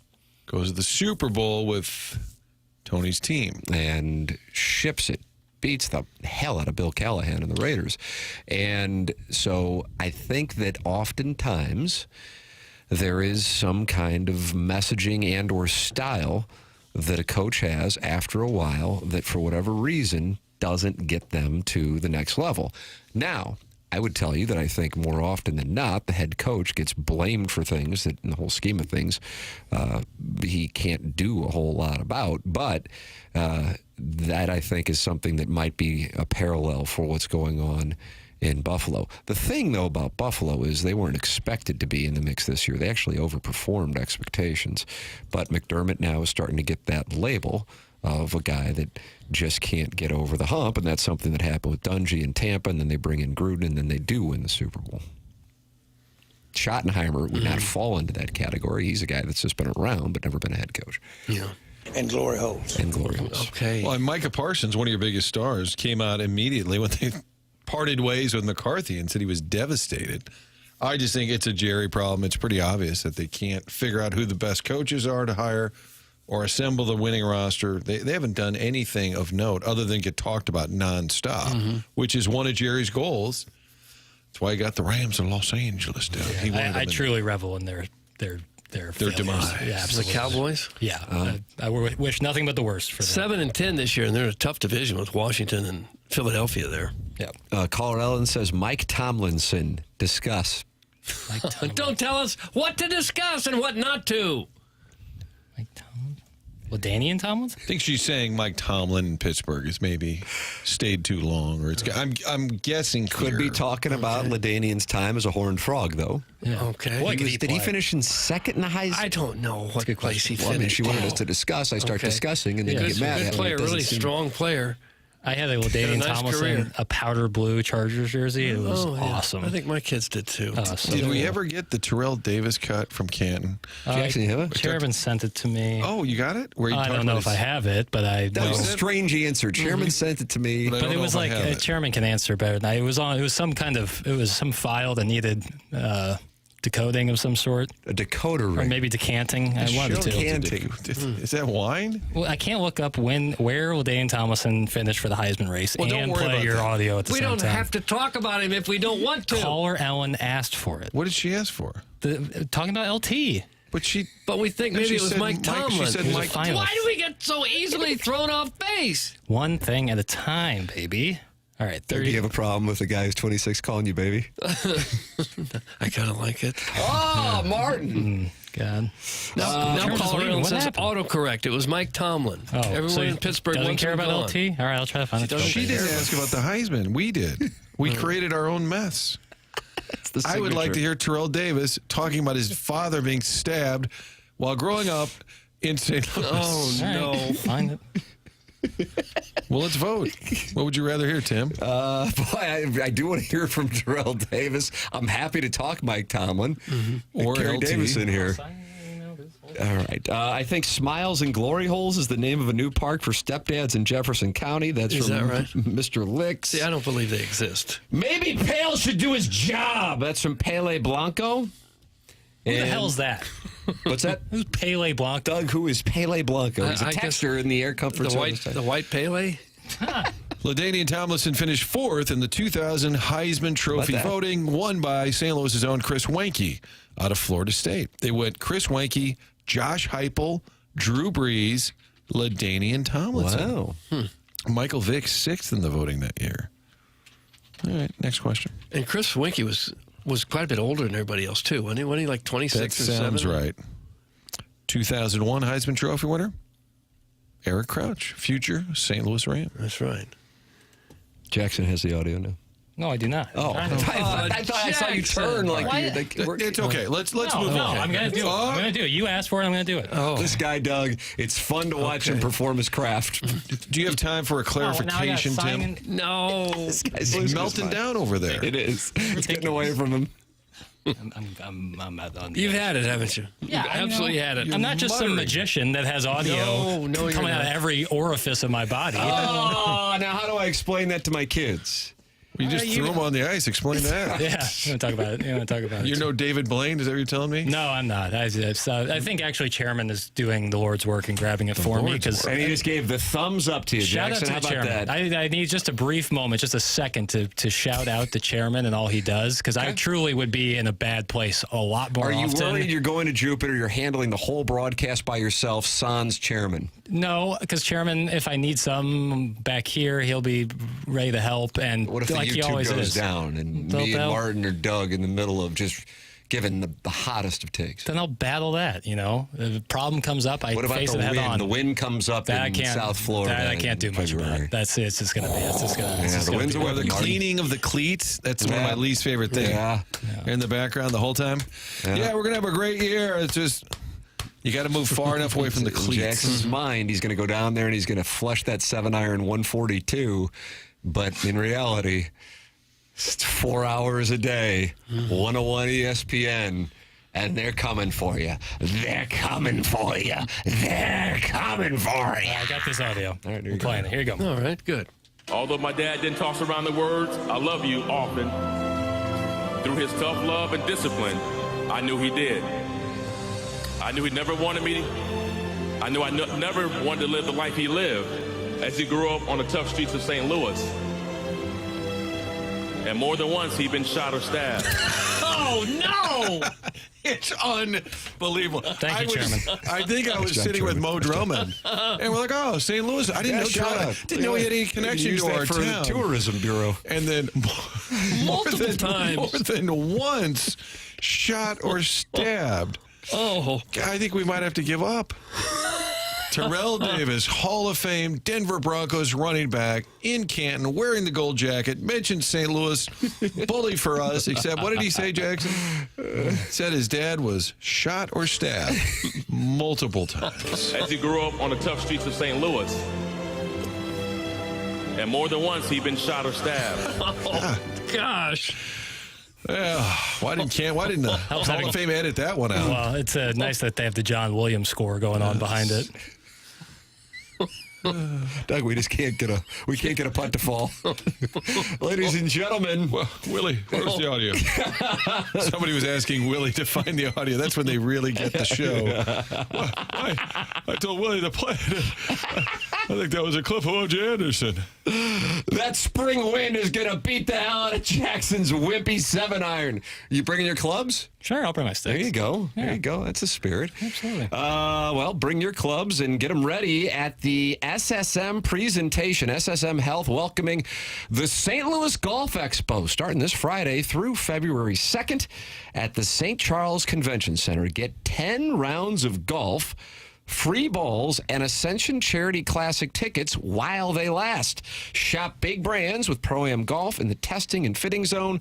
Try your luck to win rounds of golf in the short game contest, enter the longest putt contest, or their long drive challenge on their state-of-the-art simulator, and get their lessons by Elevate Golf.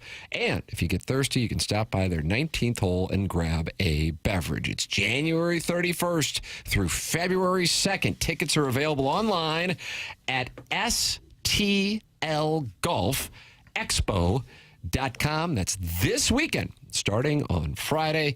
It's the STL Golf Expo.com, stlgolfexpo.com at the St. Charles Convention Center this weekend. Doug, are you going to go out there and you're going to try to find some left dashes? Is that what you're going to try to find? Well, that's my intention. Yeah, for you sure. like the low spin ball. Jackson is getting fitted this weekend, and he's going to get blades for the upcoming season.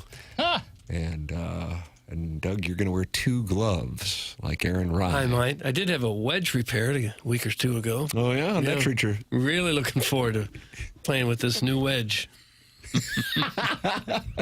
It won't help. It will not help. Eric in the Central West End said that entered the TMA Mount Rushmore of drops, the Terrell Davis Cup. How about that? How about that, Jackson? It was all He's not the arbiter of what is the now it was a compliment, and now you're taking... especially when the guy's attractive as you say. That is oppo me, because I was struggling to find it, and so once it gets played, I see the playbook. What? No. Wake up pretty early to get one past me. I disagree. I think he's complimenting the drop. Earlier, somebody said this better be worth it. Mm-hmm. I'm going to spike the ball. I think it was. How did you even find it? I didn't. Chairman did. It's a team. Doug, okay, how did he find it? You just go to YouTube? It's on Google Terrell Davis, Hall of Fame, St. Louis. Done. Boom. Chairman really didn't have time for your question right there. Sorry to bother you. There's a low percentage. Just trying to learn something. That was glory holes. There's a low percentage. It's not the Ascension anymore. Stiefel wants a word. That's from the 314. Stiefel's a new sponsor here on the program. I guess it starts on Monday. Yeah. But guess what? Guess what they're sponsoring? You boys know this? I know the tournament. Well, they're doing that, but on top of the golf tournament. Texters, guess. What are they sponsoring? How about that? Not the phone lines, New not the sponsor. text line. And I mean, Doug, that just conveys the disposable income of this audience. Right. They're sponsoring the Blues. I saw their names all over the dasher boards last night. But on this program. Oh, so what could you sponsor? Jackson's curtains that need to be pulled right about I do now. Need to do that. I do need to do that. I was tanning. Do you know the answer to this, Jackie? Of course I know the answer to it. So Doug's the only one who doesn't know the answer. I guess. What are they sponsoring? The dossier. The dossier. Oh, are they really? Stiefel's on the dossier. That's right. How about that? The Stiefel dossier. Doug, you mocked this guy in what many would call just the show's agenda or itinerary. I think if the sales staff presents it to them as the agenda, they go, no, thank you. Correct. But because it was a dossier, they thought, okay, I think we got to get on board with these nitwits. This is fabulous. Stand out or sit down. Yeah. That's what I say. Welcome to net worth season on TMA. Yep, that's what this is. What was that? I was, doing trying to something shoot for the the cameras. sun. Shoot the sun right out of the sky. Supernova right in my eye We can sockets. close these drapes if you'd like. We'll do it in the break. That's what I do. I'm a professional and I power through. Well, you're acting like you're shooting the sun right now. I'm shooting the cameras, giving us a little something. Space lasers? Is that how we just shoot them down now? Something like that. Mr. Licks is thrilled with the sponsorship announcement, Doug. That probably shouldn't surprise you. He's a high net worth guy. Let's effing go! Mr. Licks excited about Stiefel getting on board TMA. You can watch and talk it over in the YouTube chat. Don Pepe, I want to apologize specifically to you for not reading enough YouTube comments, but I think a lot of 101 ESPN listeners found out about how the text inbox works here on the program. And so, Jackson, have you been the one entering all their names? Yeah, during the John Kelly interview, I was doing a bunch of that. So here's what I'll announce. Okay. Here's what I'll announce. Another announcement, Doug. What an 8 o'clock hour. Thank you, Fisher Window and Door Store. So I'm doing a lot of adding of people of new names. They don't have a name and they're adding. A lot of people are asking for name changes. The first week of every month is when name changes will go down. I won't be doing bylaws. I won't be doing it. Once you have a name at the beginning of the month, that's your name. Do you also decide if the new name isn't as good as the old name, and you say, no, not going to do it? Well, if it's like you can't say it on air, then yeah, I won't change it. But like rejected vanity plates? There was some phallic, insinuation on one person's name that was a little too descript, and so I had to veto that. But yeah, first week of every month is when I will allow name changes. Because some people want a different name every day. I can't. What do I look like? Come on. What does Jackson look like? 314-974-0101. You can call in. Callier and Thompson phone lines. Text in 314-399-9646 or email in for our design, air, heating, and cooling email today, the morning after at InsideSTL.com. A surprise guest at 9:15 that has Martin and Jackson, because they know about it, Doug, buzzing. I can't wait to find out what we got going on here. Who is this guy? Yeah. Or gal. Huh. It's probably a guy, though. Or ambiguous. Yeah. You never know. I got 99.3% male. Me too. Any, industry that this person's in? Sports? Just be a good fit for the show. I think Just a good fit. Good vibe. Yeah. I think it'll work. Yeah. I would, if I were in my car, I would listen at 9:15. Wow. That's getting better at teasing, sir. That's getting better at teasing. And I know a lot of the rock stations would do that. You must listen at 4 o'clock for the big announcement. Then all day, we're 4 hours out, and then you listen, it's Foghat is coming to Argosy. Okay. I mean, I'm okay with that, but because you know that you have built this up, you're not going to say that unless it delivers. That's my read. So, Doug, I think we're in for a real treat at 9:15. I'll give you a hint. Okay, yes. It's not Butch Patrick. Wow. Oh, that's who we wanted. Jackson shot that down. I'm sorry. Rejected from my surprise list. Sorry. It's a second question problem. I feel like I don't want to run into guests where we have second question problems. Obvious first question, and then everyone's like, what do he has now? I had 3. After the Vidow's Peak? Exactly. Vidow's Peak, Joe Madden, Fred Gwynn, right. Calvin, Joe Madden. What's up these days? Comic-Con. Uncle Fester, we could ask about him. Yeah, that's all right. That's the other one. That's the other show. That's the Addams Family. That would have been. He would have hung up. And he was on the Munsters, right? Yeah, he would have hung up. One was a copy of the other, right? See, now what if it is Butch Patrick? What if I just said all that to mess with you? Ladies and gentlemen, you can speculate on the surprise guest in the text inbox, 314-399-9646. That comes your way at 9:15. This program's called TMA. It's presented to you by Brown and Crouppen on 101 ESPN and the great people chatting who I haven't been reading today. It's on me in the youtube.com/TMASTL chat.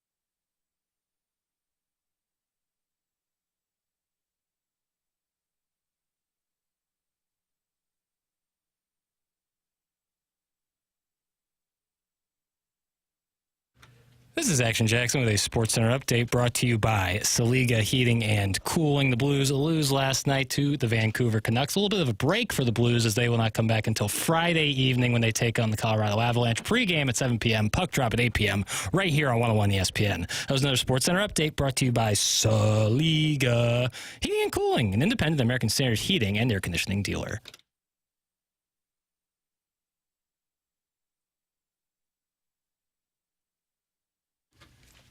It's TMA 101 ESPN, Fisher Window and Door Store, 8 o'clock hour. Tim McKernan, Doug Vaughn, Martin Kilcoyne, Jackson Burkett, Chairman Kurt with you, and it's our pleasure to welcome to the studios, ladies and gentlemen, from Brown and Crouppen, friend of the show, Andy Croupen's in here. Doug, have you ever seen a gallery this charged up? No, I have not.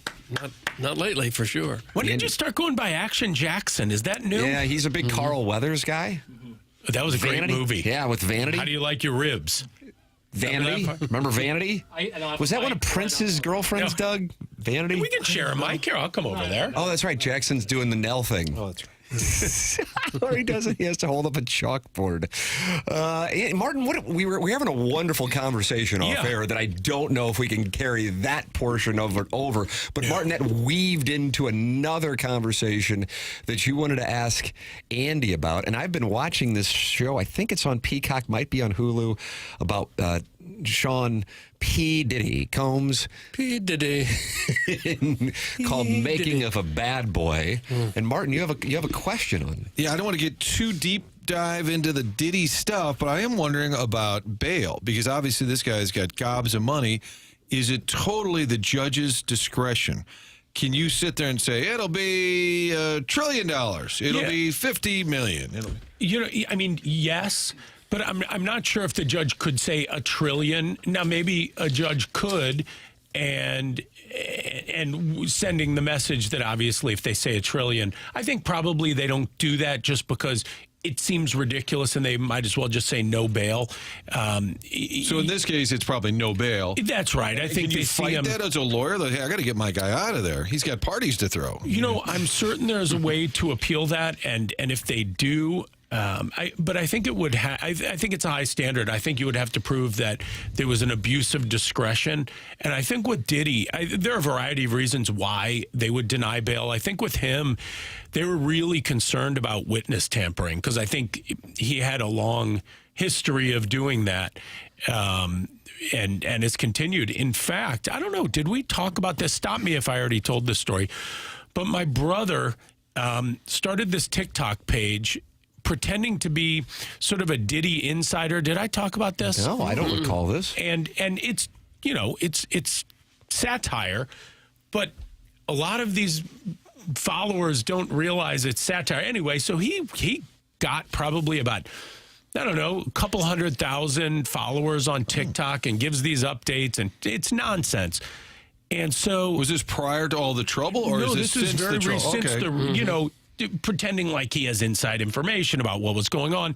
So about a month or two ago, two guys just knock on his door, and it's two private investigators that were sort of intimidating. And he's like, "What are you guys doing here?" "Well, we just want to ask you a few questions about the Diddy stuff, and who's paying you to say that? What's and he's filming them wisely, and I guess he posts the video that gets some traction, and some other influencers start saying, hey, those same two guys came to my house. And it was the same two guys who went to, I think his name is Tony Busby, the lawyer who's suing Jay-Z and they went to his house. And so they essentially have traced this back to, they believe Diddy sent these private investigators to my brother's house, I guess I don't know, intimidate. Wow. Yeah, he's wrapped up in it. Wow. It was crazy. Does he regret doing it now? He was on TMZ. Oh, no. Regret, I don't think, is in his vocabulary. And TikTok is where a lot of young people get their news now, too. Yeah. If it's that easy just to make up anything and fool people. Yeah. Right.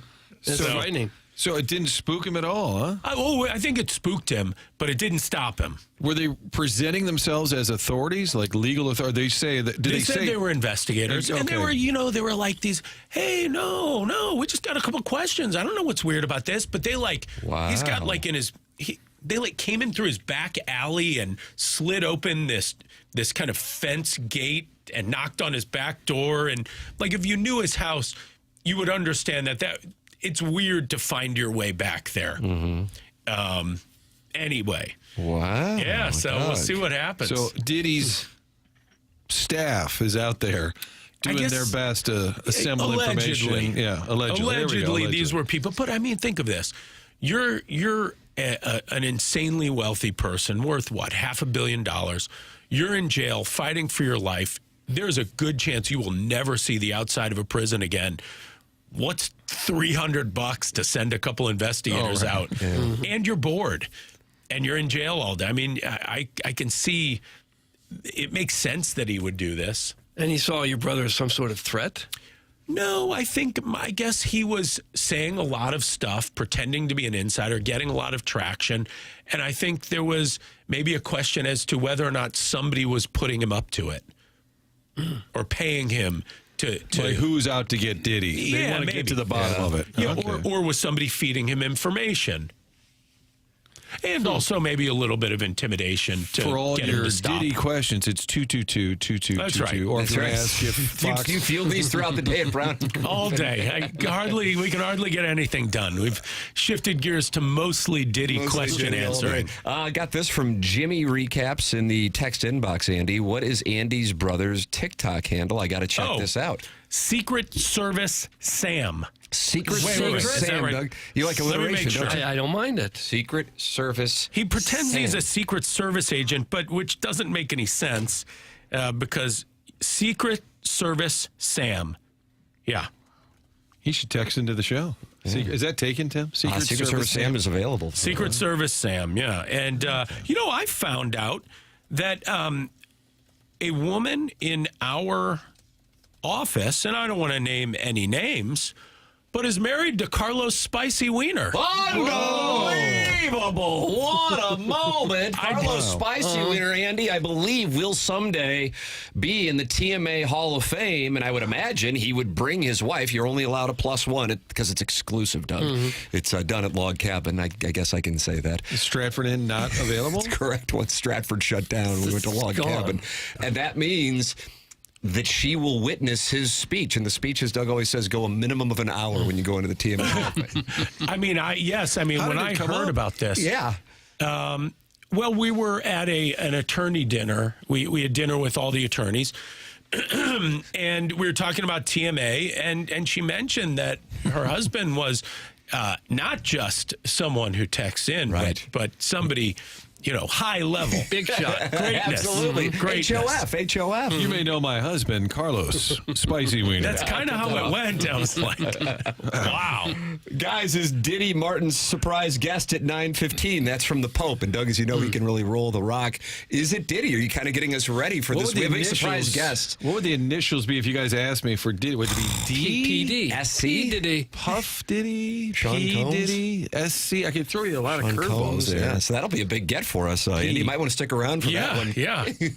Were you a Sean Combs guy pre-arrest because you're a big Yeah, I mean, at the time during the 90s, I mean, yes. And at the time, I think I've mentioned this, I was working at Def Jam. So I was sort of in that world living in New York City. And, he was. Did you cross paths with Sean? Sort of, like walked past at a party or something. The pre-party, the after-party, the free party. Were you lubed party? No, I was never invited to a freak-off. Okay. that off. No, I Would was you have gone if you had been? I think you had to be in like the Carlos Spicy Wiener echelon you of have to be a hip-hop Hall at of the Famer. time. Okay. Yeah, you that wasn't just You're at anyone. the party drinking champagne. They've got shrimp, a cocktail, Doug, and then somebody said, "You want a freak?" And you're like, "I'm sorry." You're at the party, but apparently there's another thing going on. Maybe that you have to get the special invite. They weren't inviting people from the legal department.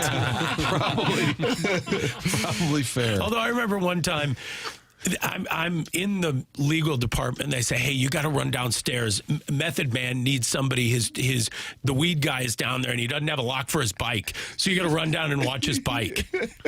The weed guy. Yeah. That was Plowhawk's name, and then he had a DBA. Hey, Andy, I just wanted to say I really appreciate when you're on the show. It's quite rare and does not really happen very often, if ever, that someone is able to come into that studio and even come close to matching Tim's intellect. You should be very proud to hear that. Doug got some Mr. Licks. What a wonderful text. Are we giving out a prize today for Thanks, Mr. Licks? Great text it was. Super Bowl Licks, LIX. That's right. That's what it is this year. Who's going to win? Oh, man. The number's 1.5. Chiefs minus 1.5. I haven't dug in on it yet. I just wonder if they're going to be able to stop Saquon Barkley, which I realize is such surface level analysis. Were you pulling for anybody in particular on Sunday? Oh, yeah, I mean, I think it'd be fun to watch the Chiefs. I'm not. I don't like Philadelphia sports in general. Yeah, I don't mind the you do time in New 76ers. York. Very rarely are you close to Philadelphia, even though I know you're not a native. The fans are terrible. The Sixers fans don't seem to be as bad, but I just find like the whole thing with Phillies and it just. And the Eagles fans, they're terrible. Although, all of that said, I'm going to be with some friends. And did you see that thing with the mayor? I really kind of want to get a ELGSES shirt. so maybe I'll root for the Eagles. Being mayor is tough. You got to know all these sports teams in your town. You got to be able to spell them. Thank you, Martin. It's not an easy gig. She didn't even come close. No. Ladies and gentlemen, that's Andy Crouppen, Brown and Crouppen, the presenting sponsor of TMA. Always great to talk it over with you, Andy. Thanks so much for coming in, sir. Thanks for having me. There he is. Thanks, That's Andy Crouppen. You can have your mic Crouppen. back, Action Jackson. There it is, 314-222-2222. Or you can go online at brownandcrouppen.com. That is the presenting sponsor of TMA. We're only 9 minutes away from Martin's surprise guest. And Martin's not backing off this one. There is a lot of anticipation, a lot of guesses coming in, Martin. Iggy texted me and asked if it was Linda Lavin. It is. No. It is. But he also then sent me her phone number. Didn't she pass like 3 weeks ago? I think so. She died. That'd make it a hell of a get. From Alice, the TV show. She died on December 29th. Oh, no. Too soon. Yeah. Every once in a while, we'll have a seance as a surprise guest. So maybe. So that could be what we have coming up on the program. Surprise guest coming up at 9:15. You're always welcome to get involved on the program by calling in. Callier and Thompson phone lines, 314-974-0101. You can email in for our design, air, heating, and cooling. Email the day, the morning after, at InsideSTL.com. And we welcome you to support the sponsors. That's the name of the game. That's how this program's been on for more than 2 decades, supporting the sponsors. And I love when we have a new sponsor that I can get the audience excited about. And the new sponsor is Moritz Reusch Jewelers, right across from the gallery on the 15th floor of the tower. It's 1034 South Brentwood Boulevard. The website, ninjabling.com. I got a chance to go out there and meet the Reusch family a couple of weeks ago. This is a place that I can recommend wholeheartedly to our audience. When you make one of those jewelry purchases, I'm sure there's some anxiety. Number one, you don't really know what you're doing. I get that. I'm right there with you. Number two, you got a budget. You want to make sure you're sticking to the budget. When you go into Moritz Reusch, it's a private experience. You're not going to have a salesperson hovering over you as you look through and then trying to get you expand on your budget. There are no twinkle lights. They're going to go out of their way to work within your budget. You can see what they do on Facebook and Instagram and online at ninjabling.com. That's Moritz Reusch, ninjabling.com. If you are going to be getting engaged, if you are looking for a Valentine's Day present, Moritz Reusch at ninjabling.com. Surprise guest coming up. This is TMA 101 ESPN, presented to you by Brown and Crouppen.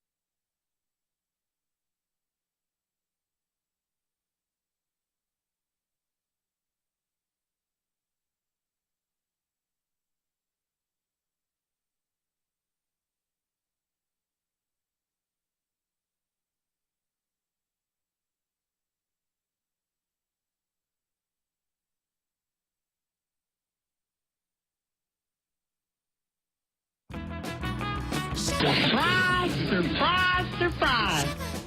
Now, what, if anything, that ball contains, we don't know. This is an adventure you and I are going to be taking together. You got a big surprise coming to you. Doug, let me tell you something. What? During the commercial break, me, you, and Andy Crouppen, we badgered Jackson Burkett while Martin was out of the studio to try to get to the bottom of who this surprise guest was. Didn't get anywhere. And we couldn't get anywhere with this guy. There's a lot of layers of the surprise guest. Typically, it's a name that gets mentioned on the show, and I'll scribble it down. And I want a little star power. I want a little personality. But then when they say they can't do it, and then we follow up a couple weeks later and they say, yeah, I can't do it this week, then I kind of get pissed. I'm like, okay, we are not letting it go. Caller, welcome to the show that you're so glad to be on. Is this a Tom Ackerman show? Oh no. Doug. Tommy Hack. The laugh. How you guys doing? Good. We're trying to figure out. You don't know who this is? Doug and I. Doug was with him Friday night. He was wearing a blue jacket. Mark Hanna. Oh. No, he's wearing a blue jacket. Good guess, though. Great guess. Maybe in a Hall of Fame or two? Caller, could you just... I need a little bit more voice. I need more voice We'd work. like you to talk a little more, caller. Tick tock. I have the same number times 2. Same number times Friend 40. of the show, Chris Pronger. Yes. Oh, Yes. There you go. Yes. All right. Yes. All right. Friend of the show. Tim, I could show you my text from like early December. He's like, nope, not a good week. Nope, not a good. And I thought, I've got to let it go. And I'm like, and then you mentioned him yesterday. I said, I can't let it go. So, we're going back since the show's been on for 21 years. I feel like maybe in 2004 or 5, you asked Pronger to come on. Oh, boy. When we were doing TV. And his response was, I'm good, thanks. Which I still use to this day. When I get asked to do something I don't want to do, I go, nah, I'm good, thanks. Yeah. God bless. Hey, I gave you an answer straight up. The one, the only Hall of Famer, Chris Pronger, who's not only a Hall of Fame player, but he also is a Hall of Fame guest because he's ready to jab. He's going to poke. Tim, you might get slashed during this interview. I could see that happening. I wouldn't mind that happening. Yeah, I know. I think a lot of people share your thoughts on that. Needle you just a touch. I like that, though. But I like that when you were playing, you didn't let the media come in. I don't think this was limited to St. Louis. I would imagine this was on all your... You didn't let us come in with, like, the softballs. You would kind of put the reporters to the test. We'll cut to the chase and ask good questions, and guess what? You will get good answers. But if you ask, how did it feel to be out there? What did you think about their power play goal? You're gonna swat that one away, and I liked it. You had to have your A game when you dealt with Pronger. Do your research. Be prepared. I remember being in a media scrum once when there must have been 10 of us around you after you'd just been eliminated from a playoff series. Oh, this is an all-time story. And some girl, I think, was just supposed to hold the mic for one of the TV stations. Instead, she wanted to ask a question. And she asked you, I don't know if you remember this, she asked something to the effect of, what does this do for your chances now? Of winning the Stanley Cup. This was following the loss to the Sharks. After you've just been eliminated. You remember that Game 7 defeat. Yes. Yeah. You chose to have mercy on her soul. I remember you looked at her and you were debating. Like, I feel like if that were like Andy Strickland or something like that, through the wall. He would have vaporized him right then. If it was Frank Cusimano, one of us, we would have been gone. But you didn't recognize her, and you looked at her and you go, well, not so good since we just lost, eh? We are officially done. The summer has begun. She didn't understand that, apparently. Do you remember that? We all do. Vivid, do you do? Yep. I do. It was near, I think it might have been a year or two before I got traded. Yeah. It was near the end of my run here in St. Louis. Yeah. She was a Channel 11. Channel 11. I was getting soft. Oh, you were getting soft. That's why I called for your trade. I said, this guy's getting soft. Get him out. Yes. Yeah. Get him out. You've been traveling. Is this part of Well-Inspired Travel? Yeah. What do you got going on with this? It was a little bit, yeah. I was just down in Mexico with my wife. She had a little wellness retreat. So I was down there being a bouncer and making sure nothing untoward happened, and get a little sun myself. It is a little cold here in St. Louis, so it was a nice retreat to get a little sun, a little warmth on the body. I needed it. How often are you guys, so for the record, Chris and his wife have Well-Inspired Travels. That's the name of the business. So give the audience the background on how this business came to be and what it is that you guys do. Yeah, my wife started this travel company. It's a long story, but the genesis of the business started way back when her father was diagnosed with stage 4 colon cancer. Back when she was a young girl, she was 6, and he was starting out as a lawyer here in St. Louis and building his practice, and got this terrible diagnosis. And with that, his wife and kids were like, we're going to travel when the kids are off school, and checked with his doctor. They went over to Europe the first summer, and it was magical. He was off chemo and radiation, and he had his life, he was happy. He looked very strong and energetic, and he was like, oh my God, this traveling is amazing. And so just the healing powers of travel and the mind, body, spirit, and that really stuck with her. The next year they went over to into Asia, and he wanted to learn more about Eastern medicine and holistic healing methods and things of that nature as Western medicine was catching up. This was in the early 80s. And, he started doing some acupuncture and meditation and things of that nature. And got back from that trip.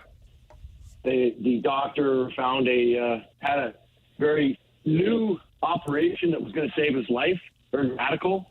Had that done 2 years later, was given a clean bill of health and never had cancer again.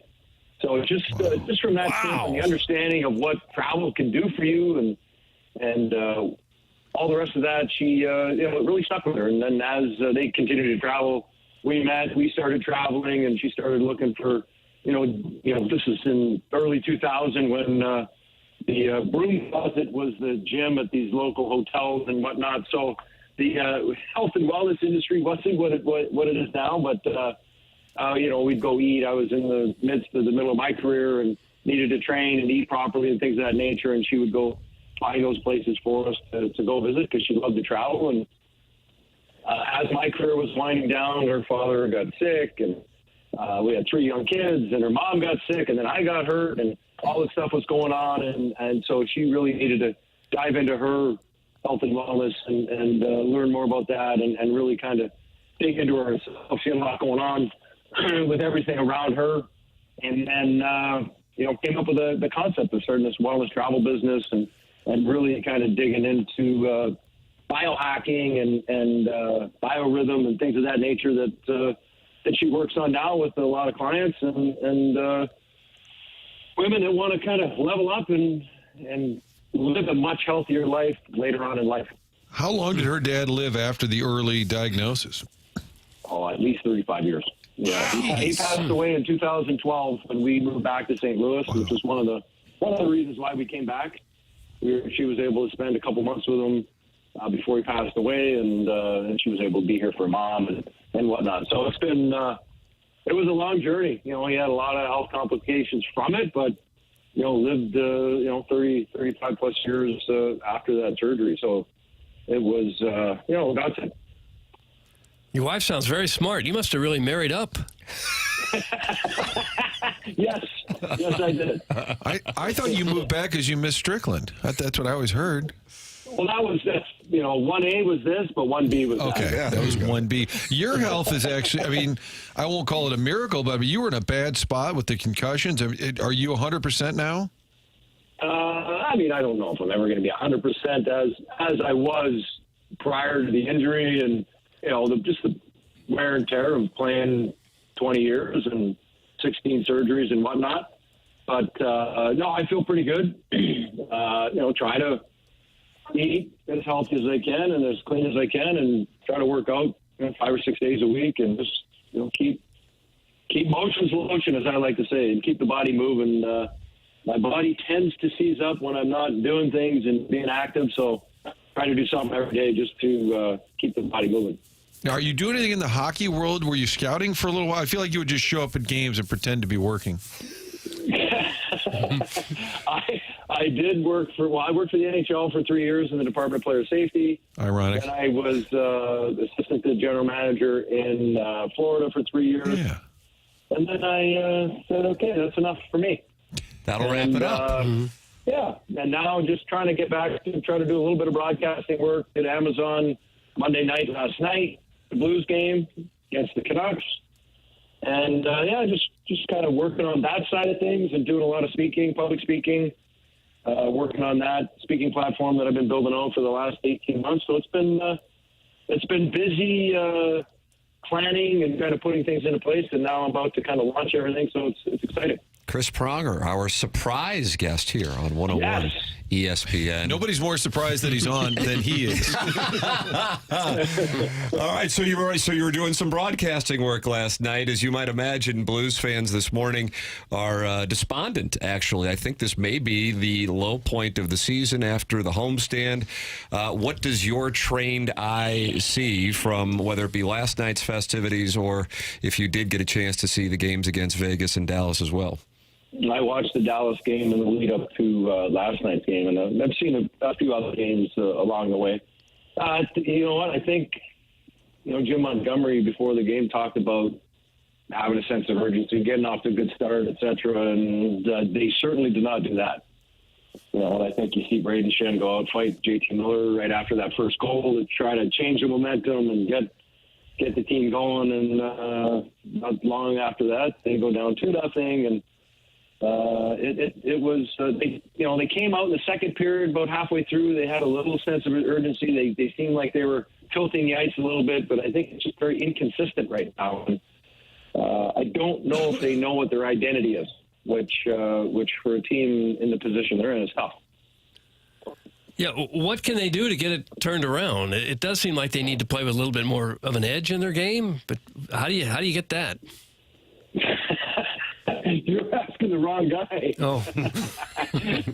I know how I would do it, but I think that ship has sailed, and I don't know.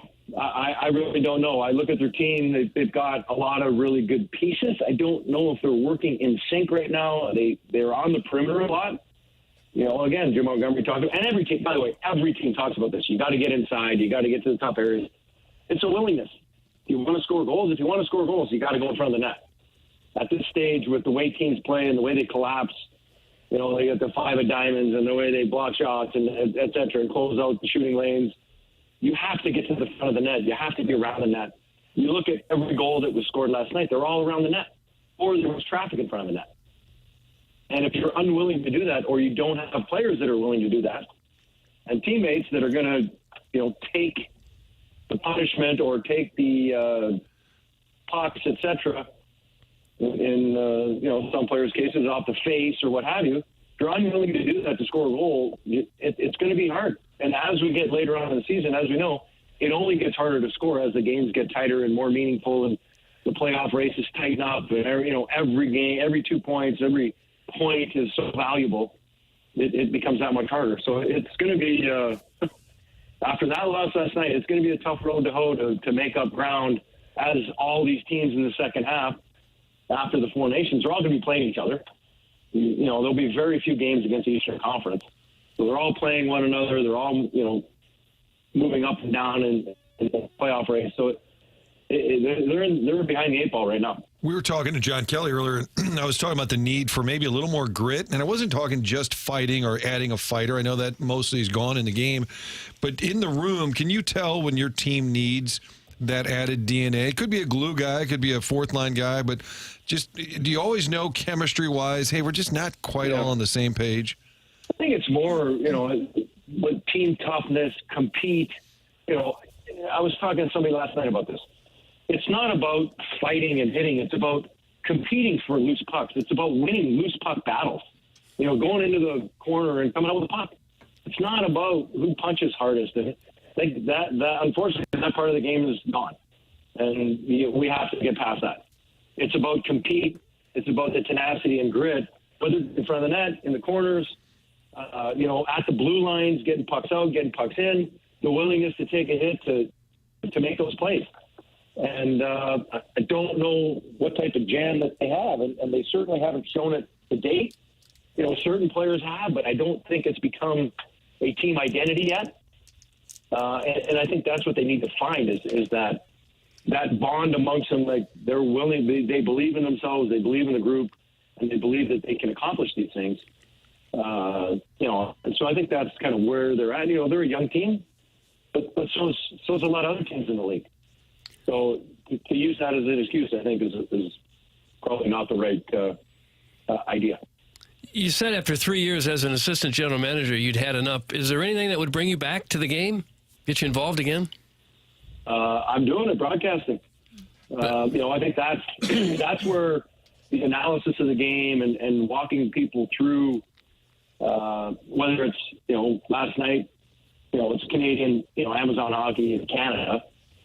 So a lot of our talk was centered around the Canucks, but we talked about Parayko, you know, and he's kind of been the pincushion the last number of years here in St. Louis. He's having a great year. Career high in goals, 11 goals now. You know, just watching him last night, how many opportunities he took to shoot the puck. In years past, he wouldn't have shot the puck. You know, something has clicked that he has a great shot. He has the ability to put the fear of God in people with how hard he shoots the puck. He needs to use that weapon more often, which he is this year, and you're seeing the byproduct of that with his production. And he just looks like he's playing with a lot more confidence and not worrying about how people want him to play, but worrying about how he can play and using his skill set and the tools that he has to be a good hockey player, because he is one. You know, and you can see the confidence in him in blocking, whether you want to call it blocking out the noise or blocking out the naysayers or what have you, and using the gifts that he has to his advantage. Big guy, great reach, skates very well, makes a good first pass, you know, has a heavy shot. All these things, he's keeping the game simple.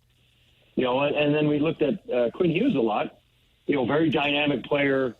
You know, I scouted him his draft year and just seeing the maturation process of a highly skilled offensive player. But now you look at the way he's able to defend, very slick. You know, he can get overpowered at times, but he understands how to manage that, how to go back and retrieve pucks and protect the puck, put himself in a good position not to get run through the boards and things of that nature. That you need that experience to understand the league and understand how that dynamic works, not only with your partner, but, you know, throughout the course of games and league and playoffs and things of that nature. So he was excellent last night. He had a couple great passes, the one on the JT Miller breakaway goal. You know, so, and first goal of the game, it was a great pass underneath the guy, between his skates and his shin pads, that little space, tucked it right under there. I don't think Binnington thought he was going to be able to get it through there. Yeah. Chris Pronger is our guest here on TMA. It's 101 ESPN. Tim McKernan, Doug Vaughn, Martin Kilcoyne with you on the program. You mentioned that Parayko was a pincushion, and that is absolutely the case, man. That was going on for a few years. Then it became Jordan Kyrou. Before that, if we want to go back, if you guys remember this, it was Jay Bouwmeester, and then he kind of became a god in the 2019 run, but he was the pincushion. Nobody knows more about being the pincushion, though, in St. Louis through you. So what was that experience like, and does that allow you to perhaps communicate with some of these guys when they're going through it? You went through it pre-social media, but I still have to think that was a living hell, man.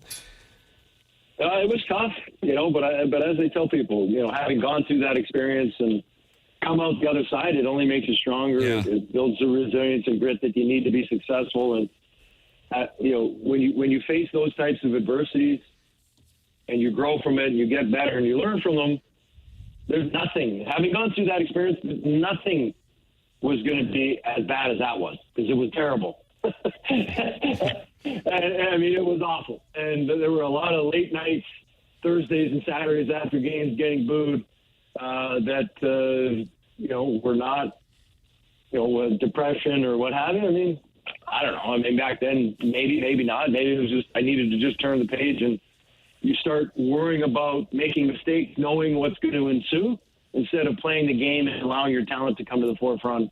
And at times, you feel paralyzed. It's just like, oh my God, I can't do anything that's going to make people happy, that's going to, create cheers, and you just get locked up. And once I kind of let that go and just realized that I just needed to play, read and react, get back to the way that I knew how to play the game and just block out the noise, I was much better for it, but a lot stronger having gone through, as we like to say, the pincushion days of being the beat down and the eye of who everybody is upset with. But there's going to be guys like that on every team all the time, not living up to expectations. And by the way, I wasn't playing great at the time anyways. Like, you also have to self-reflect and realize, okay, what am I not doing?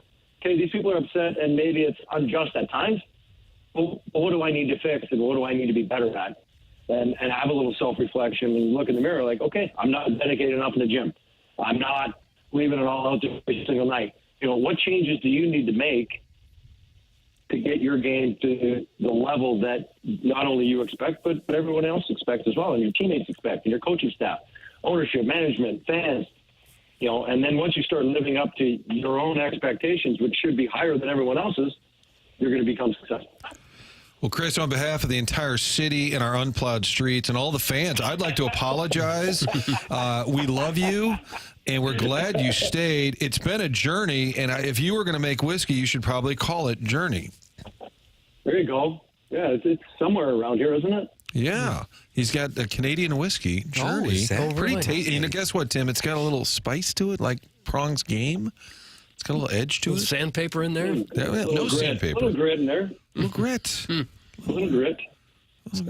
I was gonna challenge him to the golf, Matt. We got the Pang Maroon showdown that we have after we beat Chris Nagel. That's next. Playing against Panger and Patty Maroon, Prongs. But I was going through your gin here, Doug, that being the handicap index software. Sure. And this guy just hasn't been posting a lot of scores lately. And either that means he's not playing or he's setting up for a big sandbagging season during member guest. I don't know what it is, but I just know it's... working on a number of things. Is that right? I have not played a ton, but it seems like every year I'm like, I'm going to play more, and just... for whatever reason. Do you bomb it? Do you hit it like? I would assume you have some. I do not anymore. I did. I have a nice low ball flight. I'm more about fairways and greens now. I try not to overswing. I don't want to hurt my back or my knee or my wrist or my shoulder. There's a lot of body parts that I'm trying to protect when I'm swinging. Sounds like an excuse, really. Wow. Call him out, Doug. Well, maybe, or maybe I'm just luring you in. Yeah, Doug, gotta be careful. This guy's on the mental game. People, by the way, Prongs, have been texting in throughout the course of the conversation. They love your Twitter feed. You've really you'll expound on there and tell some great stories, some great advice. It's not just, it's by no means really. I'd say maybe like a half of it's about hockey. You're talking about all kinds of things on there. You obviously you like doing it, or you wouldn't be doing it. But more people have gotten away from being in your position and posting on social media, whereas you kind of got into it here relatively recently, and they'll tell some stories and put it out there. Yeah, I think people need to, and a lot of it's positive. Occasionally there's the odd negative, but for the most part, it's fairly positive, leadership driven. Some stories of that are relevant regarding whether it be my career or post-career. And, I think a lot of people need to hear, or need to see and hear, whether it's, X or Instagram or whatever, like, we're real people. We're not perfect, just like they're not perfect. We all make mistakes. We all do things. And there's obviously a lot of haters, and they can all go pound sand, but there you go. But, I think everybody wants to post these perfect lives and all these things. Like, give me a break. Nobody's perfect. We all make mistakes. Just like sports. Sports, it's not a game of perfection. It's a game of mistakes. Who makes the least amount of mistakes typically wins. And so it at times frustrates me when we talk about other games or what have you, like, oh, this guy's terrible, that guy's terrible. They're learning. It's a game of mistakes. We all make them. Owners make them. GMs make them. Coaches make them. Players make them. Fans make them. Broadcasters make them. It's just media members trying to ask stupid questions make them. Right there. Right Present there, company Doug. excluded. Yeah, that just out of nowhere something happened there right at the end. Doug, you catch that? Yeah, I had to go there. You know I had to go there. Did you ever have any more problems after you took the puck to the heart there and collapsed on the ice? You had the whole world afraid that night. No, I got checked out that next day. Got checked out again the day of the game, and after that, I get, like everybody else, get an EKG. Those commotio cordis is what happened, and when that is very, very, very infrequently, the next one was DeMar Hamlin 25 years later. Mm-hmm. So it's just, in that regard, it happens all the time in Little League and some of these games where kids are not fully formed, and typically, unfortunately, they die. When you're a little bit older, a lot of times you're a little bit stronger, and your heart's able to restart or get restarted. And so it's just a timing thing where you get hit right as your heart's about to beat. It then thinks that contact. It thinks it beat. That you miss that one heartbeat. And that's how much oxygen is going to the brain and throughout your body, and you're done. You just collapse. And sometimes your heart stops and doesn't start up, which happens to a lot of Little League baseball players, and they get hit with a line drive. But, fortunate enough for me, as I talked to Ray Borelli, he's like, your lips were turning blue, you weren't breathing. We were getting ready to do mouth-to-mouth because they did not have defibrillators on the ice. They did not have anything that would come to be regular apparatuses and medical devices in every rink. They didn't have any of that stuff. So he was a little worried that he was about to do mouth to mouth. Oh, yeah. All of a sudden I started breathing. So he's like, thank God. I went over to interview Pronger right after the DeMar Hamlin incident on, Monday Night Football.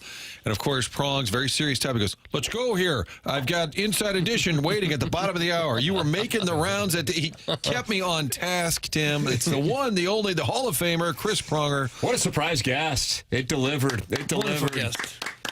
Thank you, 44. What a treat. Martin, you see what happens when you complain as much as you did via text that... I wore you down. You found my sweet spot. You found my time. I was available. Look at that. Look at this. It was all worth it. Look at this. It all worked out. A well-inspired guest. Nice. That's right. Nice bow on it. That's right. Chris Pronger, our guest here. Thanks, Prongs. Thank you, guys. There he is. It's Chris Thank you. Pronger on the Callier and Thompson phone lines here, talking it over. What a surprise guest, Doug. What a surprise guest. Oh, yeah. Did we oversell it? No. I don't think so. People were really excited when they found out that it was I just Pronger. wish he would find a place in the Blues organization at some point and come back full time. It doesn't sound like he's much interested in that, but just Hall of Fame player and wonderful guy, and we certainly wish him the best. You know who else is a Hall of Famer? That's Mark Milton. He's a Hall of Fame tax guy, and he can protect you from the godforsaken tax man. Maybe you have years of unfiled tax returns or tax liens, bank levies, or wage garnishments keeping you up at night. Or worse, you could be facing IRS criminal investigation. Nobody wants that. But there is somebody here to be on your side. If it happens, you just contact STL Tax Lawyer Mark Milton at stltaxlawyer.com. Mark Milton at stltaxlawyer.com provide a local and holistic approach to tax resolution. He started his legal career with the Department of Justice Tax Division in Washington, where he represented the IRS in tax cases throughout the country and received the DOJ's Outstanding Trial Attorney Award. He's simply one of the best in the country. Mark Milton now helps individuals and small businesses solve their tax problems. So, if you have any kind of IRS problem, Mark Milton is your guy. He is at stlouistaxlawyer.com. That's stltaxlawyer.com. And you'll be saying, no, I'm not guilty. I am with Milty. Remember, the choice of a lawyer is an important decision and should not be based solely on advertisements. Ladies and gentlemen, it's TMA. It's presented to you by Brown & Crouppen. We're in the Mark Hanna Evergreen Wealth Strategies 9 o'clock hour. This is 101 ESPN and the TMA STL YouTube channel.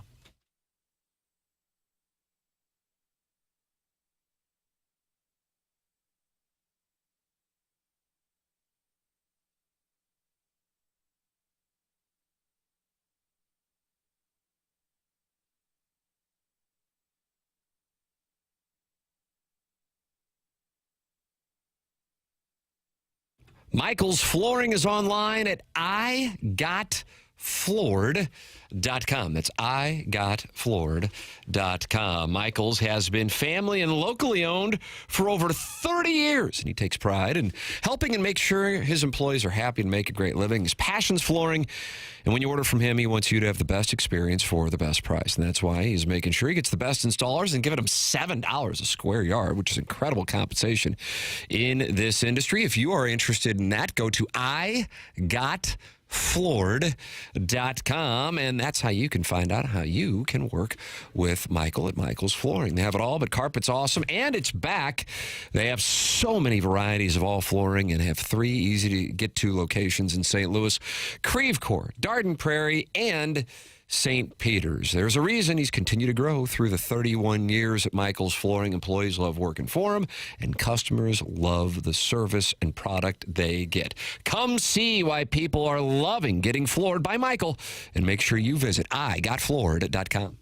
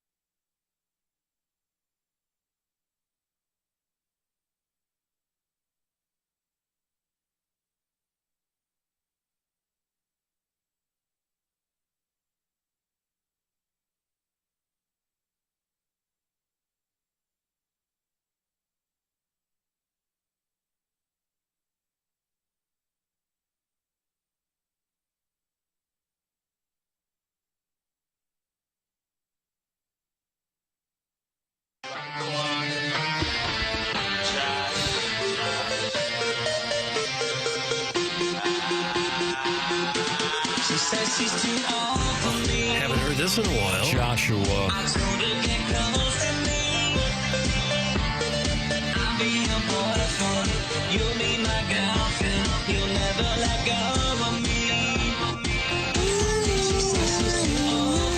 It's TMA 101 ESPN. Mark Hanna, sponsor of our 9 o'clock hour. Tim McKernan, Doug Vaughn, Martin Kilcoyne, Jackson Burkett, Chairman Kurt with you on the program, fresh off of a surprise guest, Martin, that's getting rave reviews from our friends in the YouTube chat, youtube.com/TMASTL, and in our text inbox. You said it was going to be a big one. You delivered. I debated whether to tell him, because sometimes I'll coach the guest. I debated whether he should come on and say, is this the Tom Ackerman show? Or, hey, you idiots, it's not Butch Patrick. And I thought that was too random for him to get. Like he wouldn't know why I was telling him that, but it worked. He's great. Love Prongs. That was a great conversation. A lot of bases covered. If you miss anything, our podcast, where you can podcast like the Dickens, PLTD, brought to you by Schaefer Door Company. That's the sponsor of the podcast. And you can always go back and podcast TMA, or you can go back and watch it, youtube.com/TMA.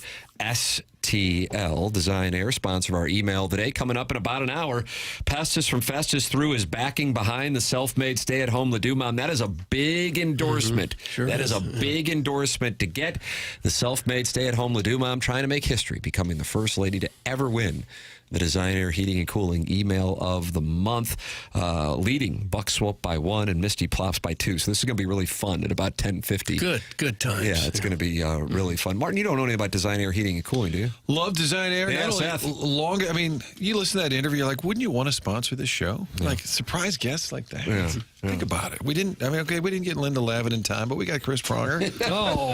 There's a reason. There's a reason Design Air is the longest running sponsor, supporter of this show, and we encourage you to call Design Air.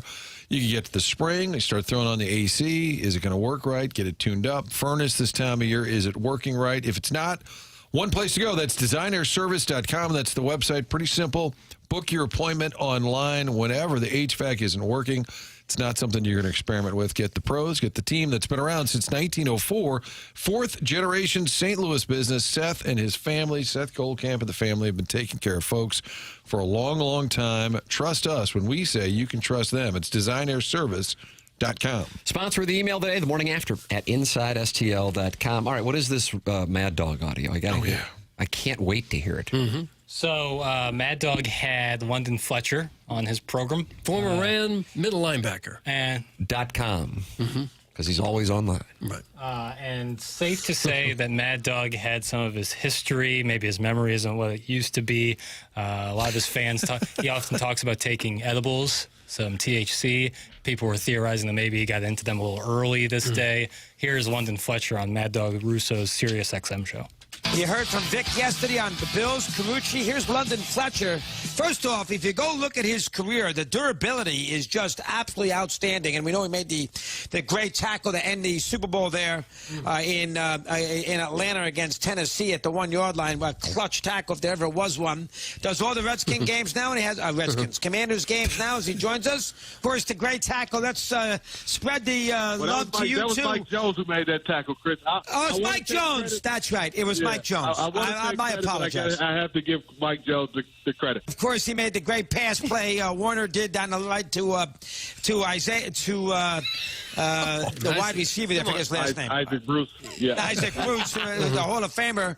Oh my goodness! Three. Oh my goodness! That's outstanding. And London was trying to be polite. Yes, he was. He started to go Isaiah, Isaiah Bird might have been on. If you're Mike Jones and you hear that, don't you just drive off the side of the highway? He's been on this program. I'm kind of known for that play. Yeah. There's a lot going sideways. Redskins among them. Yeah, not great for our boy. Well, he and Francesa should get together, and they could just have malaprops are us. Scream at each other? Yeah. I watched a little bit of Francesa's because he goes live on YouTube, much like we do, and he has a live YouTube chat going. and it's just a bunch of people trying to troll him. And sometimes he lets it in, and like they'll show the comments up on the screen, and he's like, he'll answer anything seriously. And if people get and their like YouTube names are like, you know, like Stephen Boundbrook and Frank at Long Island, like same idea. It's like the modern version of his once 5-hour radio show. Yeah, the rare 1:30 to 6 p.m. stretch. Hey, the program, as we have been talking about on TMA today, will be live from Jupiter, Florida, broadcasting February 10th through the 14th. Doug always likes to spend Valentine's Day with his friends on the show. Well, I don't know about that. And that's what you will get to do. And we will be returning to the Cardinal Spring Training Complex for the first time since 2020. I thought once COVID happened, they would use that to say, never again, boys. But, Doug, we're coming back. The question is, will Nolan Arenado be there to join us? Here is an interview with Jenny Kavnar, MLB Network Radio, saying that the Mets should bring Arenado in if they do not re-sign Pete Alonso. To me, if you're John Mozeliak, you're either putting it out there, putting out the vibe because you're desperate. And if you're desperate, you might not be getting back the farm stock that you were initially hoping from this. But what you are hoping from this is that you're going to rid the salary situation for Nolan. And who would be a better partner to take on that salary than the New York Mets, right? Especially if they're not spending that money that they said was already available and out there for Pete Alonso in the $68 to $70 million range. Then take it on. Like, to me, a rejuvenated Nolan Arenado should scare some people in this league. A rejuvenated Nolan Arenado should scare some people in this league. I really do think that if they move away from Pete Alonso, you have to go do something else. Alex Bregman, go get him. Nolan Arenado, go trade for him. All right, Nolan Arenado going to the Mets, Doug. Not clear whether the Mets are interested. But Jenny thinks the Mets. Jenny thinks the Mets should be interested. Not a bad thought, but it's important to know we don't know if New York is interested. Once again, no, but it would make some sense. They're one of a handful of teams that are still trying with throwing the money around. Oh, it wouldn't be bad. You got Lindor and put Arenado next to him. You got Soto. Man, do you think Bregman will sign by the end of this week? Well, I sure hope so. To get this whole process taken care of. Because I mean, we got a picnic table to tend to. And it's sort of thank you. And it's sort of a domino that has to fall before we can have a successful week. Sure, how it's seen. The table. So if Bregman's if he's still out there, then we're not going to be good. Throws everything off. It's fair to say. Tell me if I'm wrong on this, Doug. I'm going to crowdsource just for 1 minute. Okay. That the Arenado conversation on the New York Yankees front would not be related to Bregman? Because I haven't heard the Bregman talk with the Yankees. Would you guys agree on that? I haven't seen anything. Okay. Yeah. It's been pretty consistent. Tigers, Red Sox, now Astros again, Blue Jays. Padres. At one point.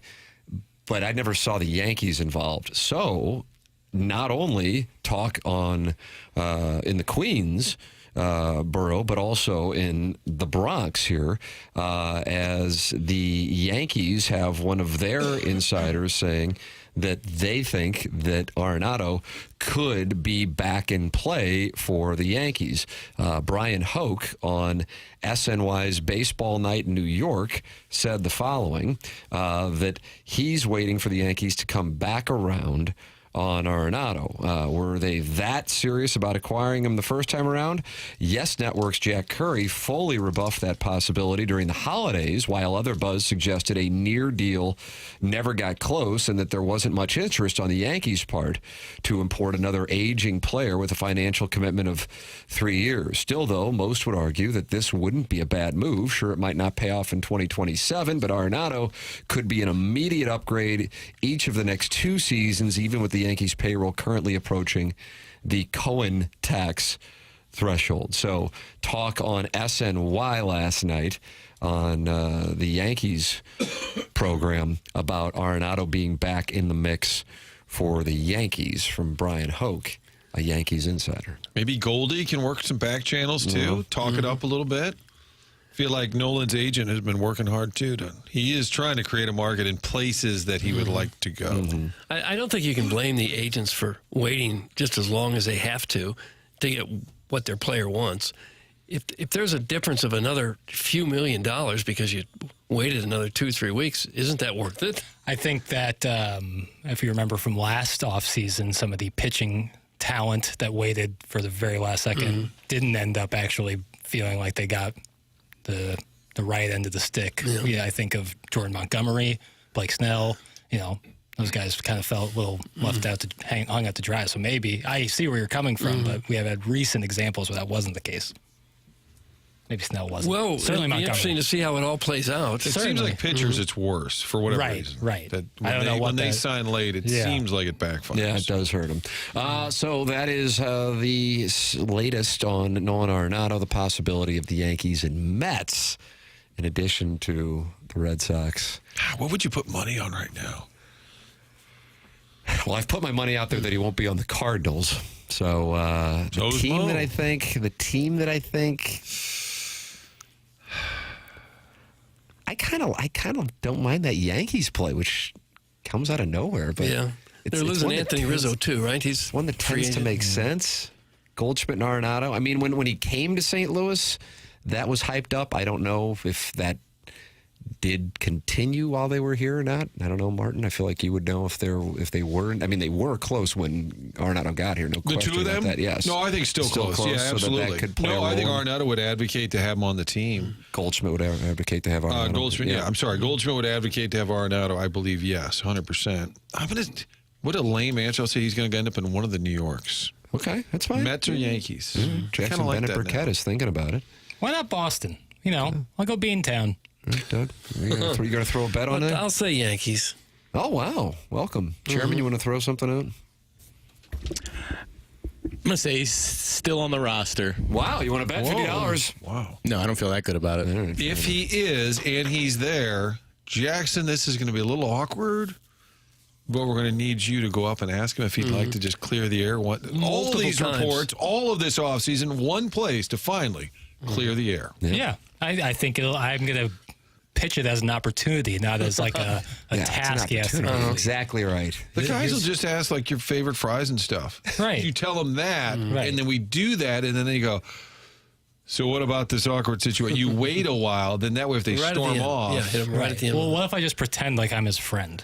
Athletes love that. I was going to say, athletes really like it when you go, buddy. Call him by his nickname. Hey, Nado. Sup, Nado? Yeah, grab him by the shoulder. Give him like a shoulder rub, like a friend. You got a chance to play yet since you've been down here? Hey, did you bring your sticks? Yeah. You like How's the Kendrick album? You compressing the ball? Yeah. I hit my 7 $1.42. Why don't you fire it up for K-Dot to do the halftime show? You go to that Abacaba grill over there and get the tuna wrap? Right. Nice Jordans, Nado. Yeah. And then that's how you get it done. Next thing we're on SportsCenter covering because Arenado's hit him hard. Right. SVP is interviewing us. Wow. 1 year Ron Gant was taking shots at La Russa, but he was on the Phillies or Reds. He had left St. Louis. Yeah. And he called Tony a racist, and it was pretty heated. And so my photographer every day would put a clip on Mike on La Russa because he would, be better audio, it looked better. And he would answer questions for 10 minutes. And I said, oh, gosh, today maybe don't clip the mic on. I got to ask him about Ron Gant. So I waited, and everybody's like, how's the staff looking? All right. What kind of stretching drills are we doing today? And I said, Tony, I know some things have been said, but you bring that up? You bring that up right now? I said, I didn't know if you wanted to comment. And he's like, you don't want to comment on that stuff after and he marches off.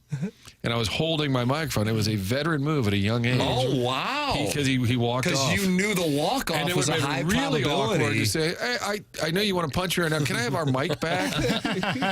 So I went with the handheld mic. That's fifth level. Well done. Because I kind of knew it. I thought I had to be asked, but it may not end well. So if Nado sits down, maybe don't wire him up in any way. Let him have that ability to walk away when we go there. Sure. After 10 minutes of nonsense. Yeah.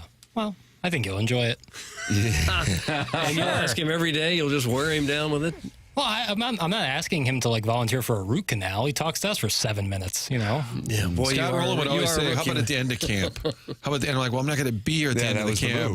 And he's like, "Oh, disappointing." And I'm like, "Well, how about the end of the week?" He's like, Yeah, maybe the end of the week. Ladies and gentlemen, email in Design Air Heating and Cooling email today, the morning after at InsideSTL.com. Martin's got onboarding he's going to be doing. Is that I actually have to do a little booking of spring training. Oh, Bill. And then I'm going to the doctor. I've got this throat. You guys have been hearing me cough for 2 weeks. I'm going to get this figured out. Could be leprosy. Thank you. Yeah, I'm going to find out. Kim, your wife, and I are on the same page. Let's get ourselves a chest x-ray today. Yeah. She said, let's figure out it, because I feel like Harry Carriver. I'm hitting the button. It has been. It's been problematic for a while. And she said, why don't you just go to the doctor? Seems to kick up around the 9 o'clock hour, Busty Chairman. Yeah, it's all the talking. Martin Kilcoyne heading out. Good luck at the doctor today and with the booking of things for spring training. Chairman Kurt will slide up onto the dais for the 10 o'clock hour. Tim McKernan, Doug Vaughn, Jackson Burkett with you. This is TMA. It's presented to you by Brown and Crouppen on 101 ESPN and the TMA STL YouTube channel.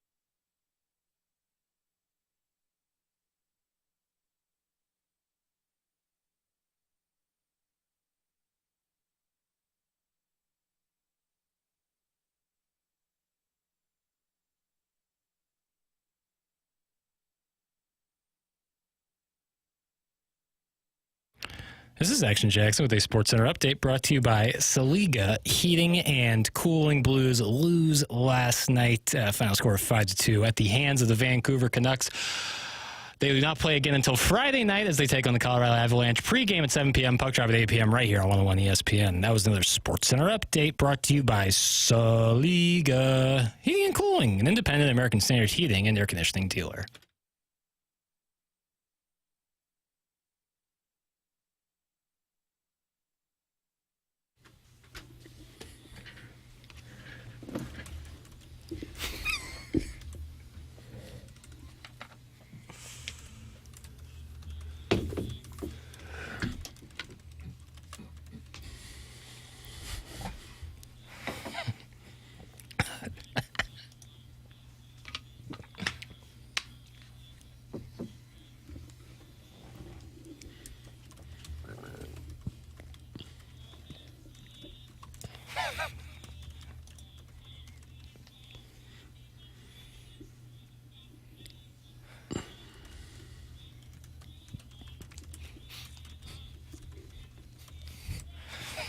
It's 2009? I hate it so much. Is this Taylor Swift? I just hate it so. My blood is boiling. This is Taylor's version, by the way. I know she had the litigation. Her voice has dropped. Right, so I have to take it off YouTube. Oh, God. I hate it so much.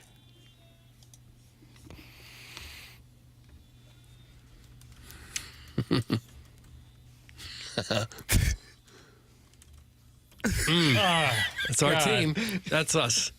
You know why I think it really gets in my craw is because there's a lot of people who went to KU from St. Louis, which is already a Jackson, red flag. That really sets Jackson off. And so then all their Kansas friends who are Chiefs fans, God forbid they stand up for their city. They're like, oh, I'll become a Chiefs fan because they're really good. And so that in combination, I have multiple people I know who are like that. Really? And it just really, it irks me. You start naming names? No, I don't Herb. see real benefit. Just give one Herb's name. a big Packer fan. What's up? Just give one name of someone who did this. So I we won't. can kind I of simply will not. I won't. Guns a-blazing. No, because they're a good person. I like them a lot, but I think that that's a character flaw.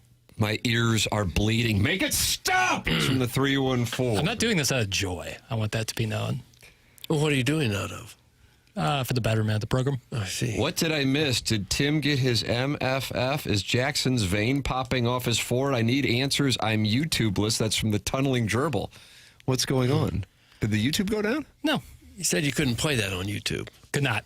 So somebody was on YouTube and heard nothing for a while. Well, stop this, please. It's from the 314. Do not ever play that S again. Oh. That's from Plowsy's Dog Guy. That guy has like a million Chiefs parody songs, so I imagine. Plowsy's Dog Guy? No. The guy who's sang the We Will Rock You one, the Taylor Swift one, the We Will Survive. Or Doug, whatever. each one better than the next. I think so. So I really plan on playing them pretty consistently until the Super Bowl. Ladies and gentlemen, the program is called The Morning After, and you can email in for the Design Air Heating and Cooling email today. Comes your way at about 10:50.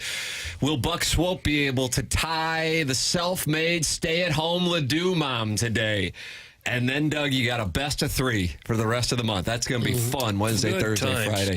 Good times. But could Misty Plops surge up the leaderboard? You know, you were kind of saying, is the self-made stay-at-home Ledoux mom Rocco Mediate?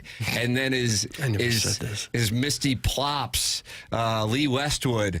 And then Buck Swope is Tiger Woods. And you just have that showdown at Torrey Pines you were saying was analogous to this month's Design Air Heating and Cooling. I don't know.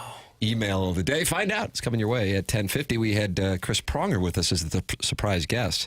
In the 9 o'clock hour, John Kelly. In the 8 o'clock hour, you can always go back and podcast. The 101 app is brought to you by Dobbs Tire and Auto Centers. Yes, Jackson, it seemed like you wanted to say something. Oh, I was going to give you guys a little piece of trivia. Ooh, I like that. Oh, sure. Having Prongs on made me think of this. How many different, this is more, I feel like Chairman Kurt and Tim's territory. Do you know no what position offense, he Doug. played? Pronger? I'm picking up a read, Doug. Go in. Boy. You don't know the position of Chris It's good that you're starting to pick up the reads. Well, I have 2 options here, right? I know he didn't play goalie. That's good. You weren't even sure about that, though, No, were you? I was sure he was. You just threw that out there hoping we didn't react. I mean, he's a Blues legend.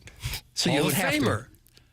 This is great. Forward. Oh, no! Oh, I knew it.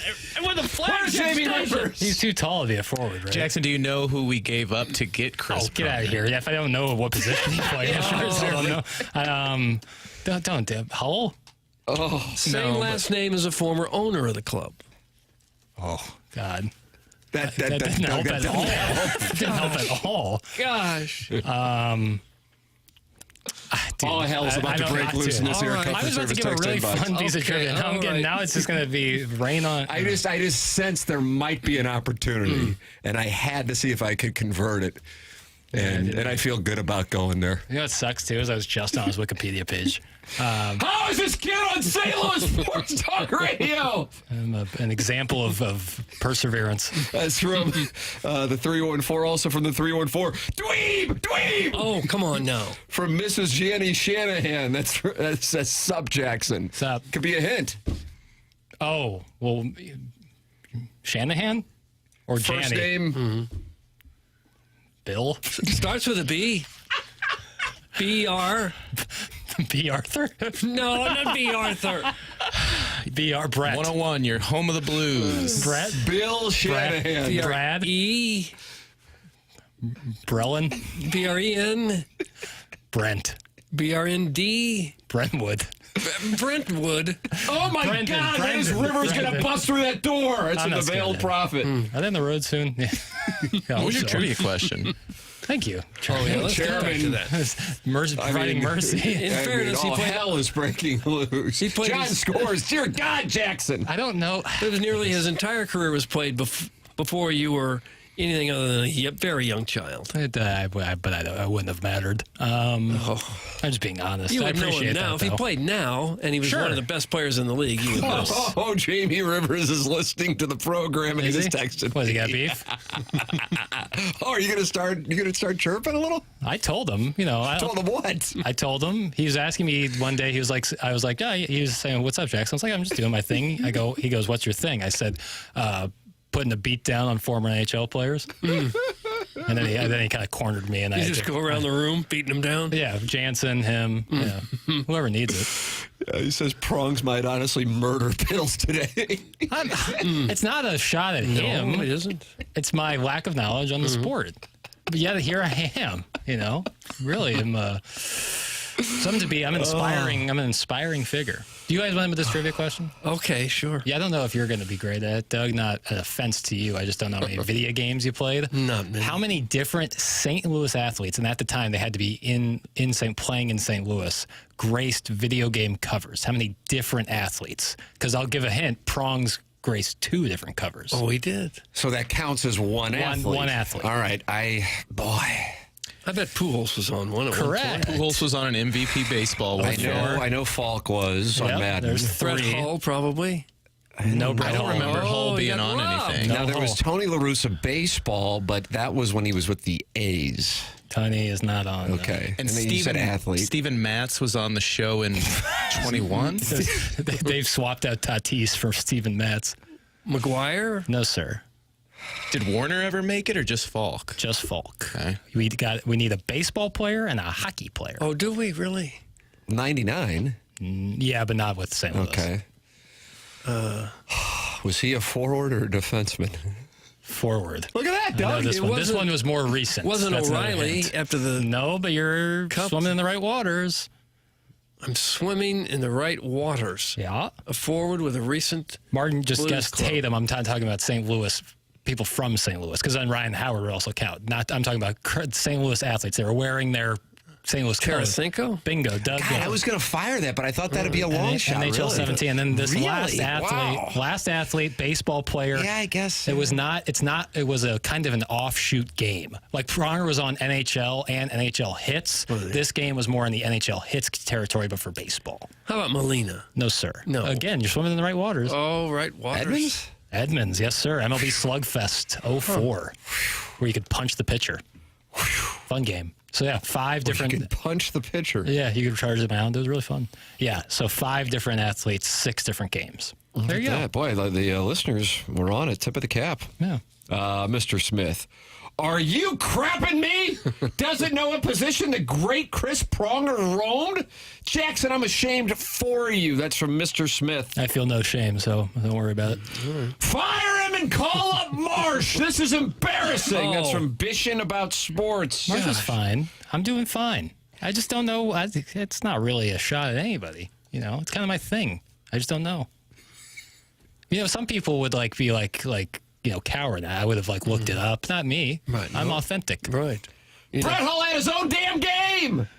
Jackson, did you know that? Brett Hull hockey? Brett Hull, was he on the Blues at the time of Brett Hull hockey? Because Yes, he is wearing the unfortunate clown uniforms. Oh, okay. All right. My apologies. So another one. Well, that was a passionate, heartfelt. Gosh, Super Nintendo. I'm going to give you a pass on that one, Jackson, because it looks like it's one of those things where they didn't necessarily have licensing. Yeah. So it's just kind of a... Oh, really? It was License games only, unless NHL Hits doesn't have licensing. Boy, Chunk and the Chuck was all over it. Tarasenko, Pools, Edmonds, Slugfest, Pronger, Falk. Yep. Tip of the cap to Chunk and the Chuck. Yeah. He rattled them off. If you're a kid of Somebody the 90s. said Brian Jordan was on. Was Brian Jordan on? I felt like there might have been a Brian Jordan, which is relatively obscure when you're talking about the level of players we were talking about there. That's correct. Triple play 98. I was about to say, I think it might have been triple play. That was a game I would play in Columbia. Is that another unlicensed where you're it's any given Sunday? No, he's rocking the birds on the bat. All right. Navy cap. And the Navy cap. All right. Well, I've noticed there's a little more momentum recently for the Navy cap. Have you noticed that? I don't know, but you guys are going to be down there. It's the perfect time. I'll be talking about every chance I get. Yeah. And the guys on the team, they're on board with the Navy cap. Oh, yeah. When we had Bill DeWitt the third on, he was swatting me away when I brought fans wanted. Mason Wind was wearing the Navy sleeve when they were wearing the Navy caps. It looked great. I think they're super. I'm uncomfortable with how upset I am about it. That's a weird thing when you're 48 to be upset about. It's a weird thing when you're 24 to be upset about, for that matter. I don't think so. I think the details matter. Yeah, but if I were I'm at this point, I've got children and a wife. I got other things You're to not be losing worried about. sleep or anything, are you? It legitimately bothers me. Really? Now, not losing sleep, and that's mainly because I snort pills to go to bed like Marilyn Monroe. But if you took that out, it might keep me up. Really? Because I'll watch him on the road and I'll be like, oh, God, why? This isn't the Angels or the Phillies or the Reds. The Rangers kind of butt-assed around for a while with that, too. Yeah. You have this incredible uniform. It's like if Alabama all of a sudden started jacking around, as my dad would say. Hey, the Cardinals have earned it, and now you've ruined it for the last decade. God, I'm a banty little rooster right now. Well, you know what else would ruin your days? What's if your that? garage door didn't You're go right. up. The guys at Schaefer Door, if you'd like them to, they'd probably wear blue Cardinal hats to your house. You'd have to ask. It's not the normal uniform, but they probably would because they're there to make the customers happy. They made me happy when they've been out to my house a time or two because I've got like a 30-year-old garage door that's causing problems. But they're keeping it going. It's running fine. Thank you, Schaefer Door and Jason Gosrow. They service all kinds of garage doors for service and new installs with LiftMaster. LiftMaster garage door openers are strong, quiet, and they are versatile. They have that special Monday morning standby service for doors that break over the weekend. That's always nice. They service commercial doors, too. So if you run a business with those big, giant, tall doors, Schaefer's experience in keeping them running as well. The business has multiple family members working there. They're big enough to get any job done, small enough that you get a real person to talk when you call them up on the phone. And their service techs are not commission-based. They just want to get your garage door up and running, and they will not try to sell you a thing. The website is schaeferdoor.com. You can call or text. I'm going to give the number now, 636-782-3608. Here it is again, 636-782-3608. The website is schaeferdoor.com. That's Schaefer with just one F, schaeferdoor.com. Schaefer Door is a CHI overhead door dealer. Send your emails in. Design, Air, Heating, and Cooling email today. I understand Stephen Wildwood, our 2023 listener of the year, has left a mic drop, Doug. Oh, yeah. I have a feeling he's not happy about something. We'll find out what that is coming up, plus that big showdown for the Design, Air, Heating, and Cooling email today. This is TMA, presented to you by Brown and Crouppen on 101 ESPN and the TMA STL YouTube channel.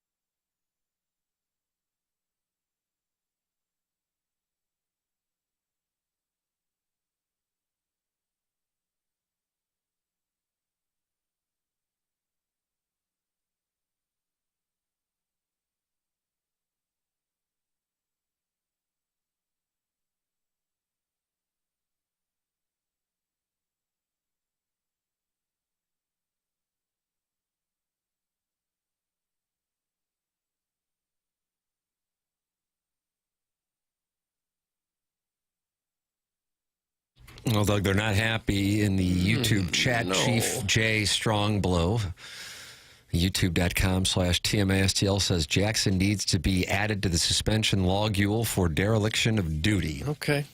I'll put him in there. Stunning moment in which he was asked what position our 9 o'clock hour guest, surprise guest, Chris Pronger played. He eliminated goaltender, which was fun. And he was guessing about that. That's not true. And then decided he was lanky forward. I just put his name in the IllinoisRecoveryCenter.com suspension logule. 2 days' time, Jackson. Doesn't feel very good. No, it's not designed to. Tim getting a read on Jackson not knowing Pronger's position is why he's the best in the business. Bravo, King. That's from MD 2020. Do we give a YouTube comment of the day? No, I feel like we that started wouldn't be it. No, that's it. That you don't need to have a real intuition. You're not Woodward and Bernstein for figuring out that I didn't know what position Pronger played. Well, no, I knew that was absolutely live. But when I asked the question, I realized I was in a good spot on having this pay off like I was hoping it would, because there was a facial reaction conveying fear, Doug. We can all tell. Don't they all kind of shoot and defend? Like, I don't know. Oh, sweet. Once your centers take the face-offs, and then isn't it all kind of a little bit interchangeable? I don't know. Take your L. Just fire the puck. I don't get it. Fire the puck. I don't get it. I don't. It seems like you just shoot it. It might hit a couple things and go in. So you think it's like a Plinko board out there? Yeah. That's exactly what I think. I think it is Plinko. I think we're overhandling. I think there is a chance Jamie Rivers comes to the studio early today and just pins you against the wall over there. Pulls your sweater up over your head. Yeah. Lands a few haymakers. Yeah, he goes shannon on you. That's fine. That's fine. You want to be beaten. Not fine. Yeah, it is. Paid out. To be beaten at work? Yeah. It seems like the golden parachute. That's like when... what happened with those nitwits on 101 today? Well, Jackson said Chris Pronger was a forward and then decided that hockey was just a game of Plinko, and Jamie Rivers couldn't handle it, and he drove in early to beat the hell out of him. Yeah. He was beaten within an inch of his life, and now he's retired. Yeah. Comfortably retired. Is that not the American dream? I guess in a Kids way always joked about that at college. Like if you got hit by a bus, they would pay for your school or something. Right. I was like, we got Brown and Crouppen right here with us. Yeah, Andy Crouppen was already in here. Have you listened to Chairman Steve's mic drop, Jackson? Yeah, I have. I don't think. Yeah, I would. Doug, what does that mean? Yeah, I have. Just and yes then, or no. there's like a stutter step. You don't think it's very good? Here's what's here. I'll just play it out. It's not good for air because there's stuff in there I probably shouldn't play. And then, And then Chairman Steve's going to call me Vladimir Burkett. I'm going to be called a communist for doing my job, and then also be called a communist for not doing my job or doing my job. It doesn't matter. I can't win. I simply This guy's resigned, Doug. They're realizing, it's the 15th round, and they didn't think there'd be a knockout, but now they're starting to find that they landed a shot, and Jamie Rivers might have metaphorically been the one to do it, and somebody's going to knock him out here in the final half hour. This is what I do. Well, if there are things in there that are inappropriate, then that's the beginning and end of it. Give me an idea. Is it profanity? No. See, now I'm going to explain it and get myself in trouble. It's raunchy. I'll just play it. No. This is where I will catch hell. For the day that I was out and Chairman Kurt had the Dear Deidre thing, and I got the phone call. I'd like to make a statement. So I go, okay, I'll step in. I didn't hear it. I was enjoying a little visit to the Little Wizards room, Doug, during the commercial break, and I came back and I deep teased the Stephen Wildwood mic drop. I don't know what's in there. Here's what we'll do. I think this is the best plan for it. All right, Doug, this is our captain leading us home. Okay. We'll take a break. In the break, I'll play it for all of you, and then we can have a group approval or disapproval. Nice. And if we don't play it, I don't want to hear that I was the one who's gay. I played it for the people, and if it doesn't go through, then it doesn't go through. Okay. All right. So that's what I think the best plan going forward is. Look at this guy. Now, there's 4 people, though. Who breaks the tie? Ryder. Midnight Rider. Hi, Mike. He's in. All right, fair enough. Attention business owners, did you know fire codes require your company's fire alarm system to be inspected and maintained by a certified fire alarm service provider? It's not just about compliance. It's about protecting your employees, customers, and property. That's where EDF Group's Fire and Security Division comes in, proudly serving St. Louis and beyond. EDF Fire and Security specialize in keeping businesses safe and secure. From expert fire alarm inspections to advanced commercial security systems, they've got you covered, and it doesn't stop there. With 24/7 fire alarm and security monitoring, you'll have peace of mind knowing your business is protected every hour of the day. Don't wait until it's too late. Call EDF Group's Fire and Security Division today and let them help you stay compliant, secure, and safe. Visit theedfgroup.com or call 314-993-8053 to learn more. EDF Group, your partner in fire safety and security. All right, we're going to take a listen to Stephen Wildwood's mic drop, Doug, and we will place our votes, and you'll find out if it got a yay or nay here in a matter of moments. Then you got the Design Air Heating and Cooling email of the day. This is TMA, presented to you by Brown and Crouppen on 101 ESPN.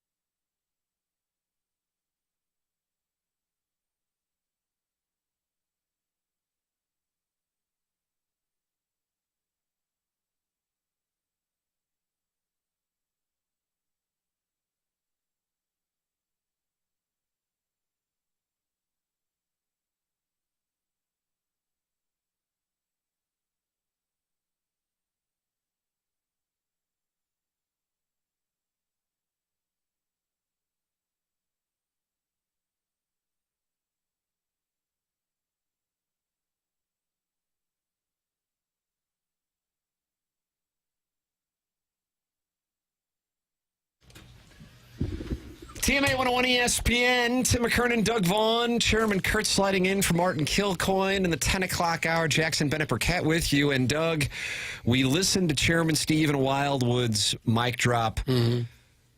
My vote is the following. Yes, it makes the air. Okay. Doug, your vote. I would vote yes, with just the warning that when he talks about his hindquarters, it's about colorectal screening. Nothing beyond that. No.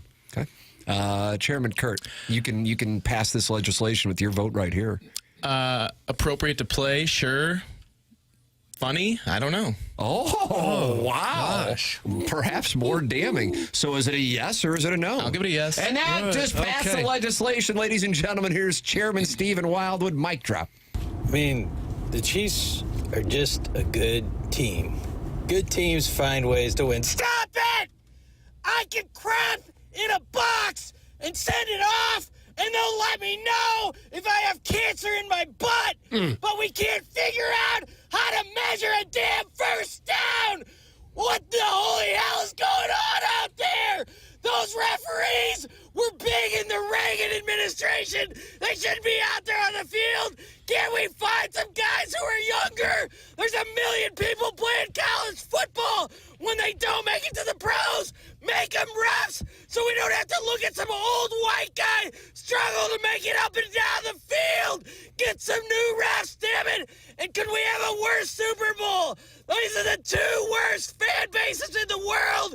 The Philadelphia people are the worst people ever. They booed Santa Claus. And the only thing about Clark Hunt that's good are his daughters. They are hot. Tired of it. Doug, there's Steve and Wildwood. I hope he's okay physically after that, because he said there's been times when his health comes into question after he has a rant. Glad we got to that. You're not high on it. It's not his best mic drop. You don't want to go heads up with the chairman, do you? I mean, Jackson's fighting the rest of the audience. You're going to go heads up with the chairman? I am the chairman. He is chairman. I like Stephen Wildwood a lot. I do too. I want that to be known. I just, there's like alliances are well, there's just like a little I've sent a mic drop, now get to work, boy. That's like the energy I feel whenever these mic drops are fun. And then he texts me. I don't like that. I don't like that. And then he texts me about it, like I'm your little errand boy, like I'm gonna get it through. What work do you have to do? It's uninteresting, so I won't mention. But there's you got to screen it first of all. Yeah. Okay. But we appreciate it. We want mic drops to come in, so I'm not going to be out here being like it's the energy, It's the energy. Billikens VCU tonight, Doug, 7 p.m. Mascot night featuring Louis, Fredbird, and the Billiken. Tickets starting at $10 for the 200 level and $55 for the 100 level. Visit slewbillikens.com. Both teams in the top four of the A10 standings. The Billikens are 10-1 at Chaffetz Arena this season. Between Robbie, Gibson, and Swope, not Buck, although he is ready to go for the Design Air Heating and Cooling email of the day. They are the highest scoring trio in NCAA Division I basketball. How about that fun fact for no one tell? Nice. Tickets are starting at just $10 for tonight's game. They can be purchased at slewbillikens.com. Billikens, rah, rah, rah. Billikens. Just boom, bah. There it is. Tonight. And then Dayton on Friday. So you've got a big week at Chaffetz. Can't wait.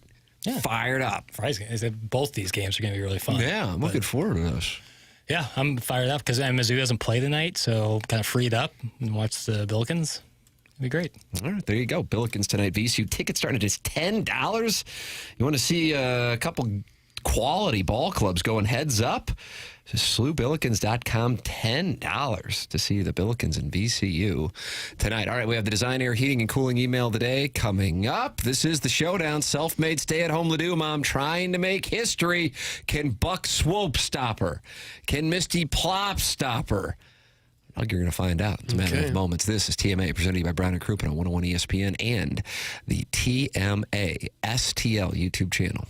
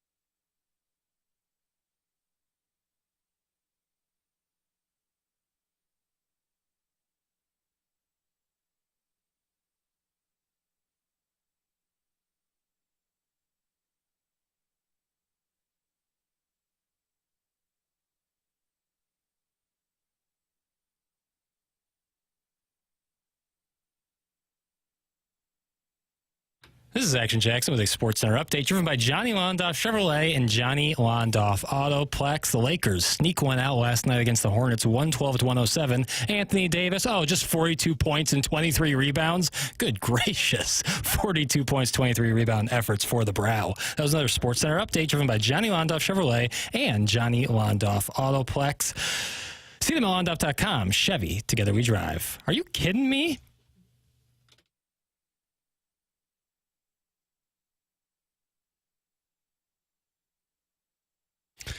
Doug, I'm going to give you a choice. This is Sadie Hawkins. Okay. Sharon and Sanibel/Clayton wanted to know about. What are you more interested in, Anthony Davis's performance last night or some breaking Blues news? Breaking Blues news. Martin Kilcoyne called this earlier on the program, too. I said the Blues are going to make some kind of a move. He said it kind of feels like an Army presser kind of day. Mm-hmm. And sure enough, from Dan O'Neill, please be advised that Blues general manager Doug Armstrong will hold media availability after Blues practice today at roughly noon. Oh, no. Yep. Driving home last night, I'm like, something's happening in the next 24, 48 hours. Following Armstrong, Blues head coach Jim Montgomery will hold his usual availability, and then the Blues will open the locker room for player access. So we're going to get a State of the Union from Doug Armstrong. Martin said it feels like an Army presser day. Now, Jackson thought Anthony Davis's performance was 42 and 23. I mean, come on. Those are Chamberlain-like numbers. Yeah, they really are. That's crazy. So, Doug, you supported it. You said you wanted the Blues breaking news, and now you're going back on it. Well, I'm just saying that was a big game. It was Chamberlain-like numbers. Yeah, 42. But I'm more interested in the Blues. All right. Well, it's like the last-ditch effort to save the season, I guess, light a fire under everybody. I respect it. I'm anxious to hear what he has to say because I'm kind of, in some of the group chats I'm in, people are like, let's turn the page. You think it's about my Pronger thing? You think he's like addressing You think he's going to address Chris Pronger as a forward? That could be. Well, he said, earlier today on our flagship station, the producer of the Morning Drive show said that Chris Pronger was defenseman. No, forward. No, don't try to do that. Now you're doing the Petrangelo He thing. was a defenseman. I know. That's what I said. This is the Petrangelo thing where I got confused because I thought he was on Edmonton for a second. He's not, Doug. He's on VGK. Yeah, that's correct. He's not. Doug's exhausted. He's not doing the Four Nations. He's a defenseman. I know that. A guy arguing with himself over there. Ladies and gentlemen, the self-made stay-at-home Ledoux mom's pursuit of history is too important to let Jackson sit there and argue with himself over which position Chris Pronger played. We already know he thinks he was a forward. This is the Design Air Heating and Cooling email day. Wow, JV golf coach was in there and he just went away. Good on you. I'm not trying to Too vile? No, just not good. Yeah. Not good. Sorry. He wasn't good. All right. I haven't read it, but that the chairman has his ways, and I respect it. Guys, Plops here. You guys were talking about Todd Zeal earlier today. Right. Fun fact, he's been my Rodon and Fields rep since 1994. Great guy, skin like a baby's ass. Is that true? He had great... I don't know. Isn't he married to a gymnast? Thinking about what you guys were saying, I'm 100% with Doug. Todd Zeal was without question the greatest catcher the Cardinal organization. Never said that. I said Gary Bennett. And probably will ever have. Besides that, I'm just hanging out. I need to follow up with Wicks and Sticks about that job I put in for a while back. It's not my dream job, but I'll let you guys know how it shakes out. I put the four of you down as references. If they ask what a, quote, director of finance does, just tell them I ran the radio station. That is a callback. Oh, thanks. That's from Misty Plops. Let me tell you something. Misty Plops. Self-made stay-at-home Ledoux mom and Buck Swope, one of them's going to have to go low in order to get past that for my vote. I don't know about the rest of them. Do you ever lock eyes with a crack? You know Oh, come on. JV golf coach got shipped out. Do you ever lock eyes with a crack you know a loofah can't even clean? Oh, come on. Well, that's how I felt when I saw Doug in our 5:30 Orange Theory class this morning. Did you notice I made sure to snatch the treadmill right behind you? I made sure my eyes were locked in on that spandex-wrapped ass. I really love that Argyle stripe that stretched from bin to chin. It's a great touch. What email is this? Walk that comment back, Jackson. Did you notice me? I made sure to wear my tightest Lululemon top to show off my silicone sweater tanks for you. In other news, my business booked a gig. I am paying myself from my husband's bank account. Boy, that hit hard in the Central Corridor. I am paying myself from my husband's bank account to throw our daughter's grad party in 4 months. It's a big moment for me. These Andy Elliott conferences are really paying off.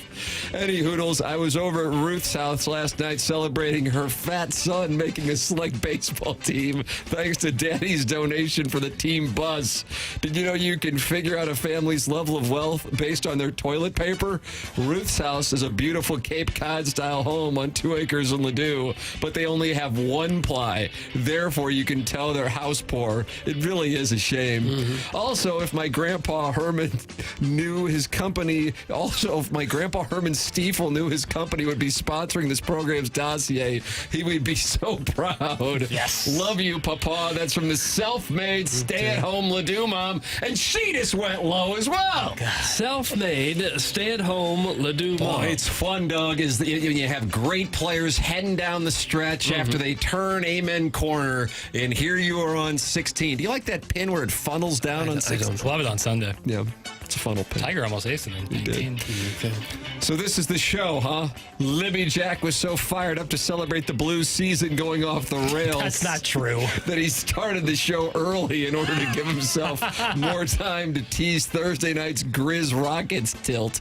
The Blues had the Canucks right where they wanted them, cutting their lead to the most dangerous lead in hockey and benefiting from a rare 4-man advantage. But alas, they couldn't capitalize on the 5-on-1 and gave up a shorty. How unfortunate would that be if you had the 5-on-1 and you gave up a goal? Heck of a job defensively. And what's the media in this town talking about? Whether or not the Misty and Misty Plops is a name or an adjective. Well, that's okay, because we will rally around this Terrell Davis audio talking about his father growing up on the tough streets of St. Louis and getting shot or stabbed more than once. Nope, Libby Jack can't find it because he's fighting the sun like Lawrence of Arabia crossing the Sinai Peninsula. Fortunately, that magician Chairman Kurt managed to Google Terrell Davis Hall of Fame St. Louis, and that made us all laugh while making Harrison Ford cry. Ours is the type of presentation where a banty old blind man from deep Jefferson County feels free to drop in at any time and humble brag that his wife successfully registered him to win some free tequila, then scolded us to get off the ass of the stay-at-home Ladue mom as the geriatric simp. White knights for a dude pretending to be a wife-trepreneur before declining an offer to bang a real woman while advising the recovering alcoholic to go buy his wife a Bob. That means battery-operated boyfriend, right, Doug? Doug, that's from Buck Swope, and that's what we have. Swope. For the Design Air Heating and Cooling email of the day, I mean, does this take you back to the, 2018 PGA Championship where everybody's firing on all cylinders? No, and that was like leaderboard? That was like 3 different 59s. Wow. They were all good. I'm going to have to go with the self-made stay-at-home Ladue mom. My goodness. I don't think there's a wrong answer today. The phrase "bin to chin" got me. I'm going Ladue mom also. Yes! Doug, we are on the doorsteps of history. Congratulations. The self-made stay-at-home Ladue mom. You have to wonder if Pestus from Festus's endorsement got her over the top today. Very well could have. She now sits at a magic number of 1 to become the first ever lady to win the Design Air Heating and Cooling Email of the Month prize. Wow. Jeez. And she knows that if she ever has a problem with her furnace while she's writing one of the emails, she should call Design Air Heating and Cooling. Seth Goldcamp and his family have served over 10,000 customers since 1904. It's a 4th-generation business now. Longtime supporter of this here show, the longest-running TMA supporter and advertiser on the program. Known for their honesty and going above and beyond the call of duty, they can handle anything your furnace or air conditioning can throw at them, whether you need a new unit completely or just service or just maintenance. They do it all. They will never upsell you. They always give you exactly what you need and nothing more. That's how they train their employees, and they take that reputation very seriously. Their website, easy to navigate with the convenience of online scheduling. So for all of your heating and cooling needs, choose Design Air Heating and Cooling. The website is designairservice.com. Ladies and gentlemen, BK and Ferrario. JV golf coach, by the way, furious. I got filtered for this crap. Oh. JV golf coach is mad at you, Chairman. It's like a banner day, and he's mad at you. Come on. I don't know. I just read what's in the teleprompter. Yeah, I don't know what to tell you. Jackson and Chairman Kurt fist-pounding Doug, they are in the alliance You're in now. cahoots. Well, either way, self-made stay-at-home Ledoux mom is just one win away from winning the month of January. Boy, tomorrow's show is going to be fun, isn't it? It just proves we're not misogynists. Yeah. That's what it proves. If nothing else. Anybody can win. All right, ladies and gentlemen, BK and Ferrario are up next. For Jackson Burkett, for Chairman Kurt, for Martin Kilcoyne, for my brother Kevin, for Douglas Elvin Vaughn, I'm Tim McKernan. This has been TMA, presented to you by Brown and Crouppen on 101 ESPN and the TMA STL YouTube channel.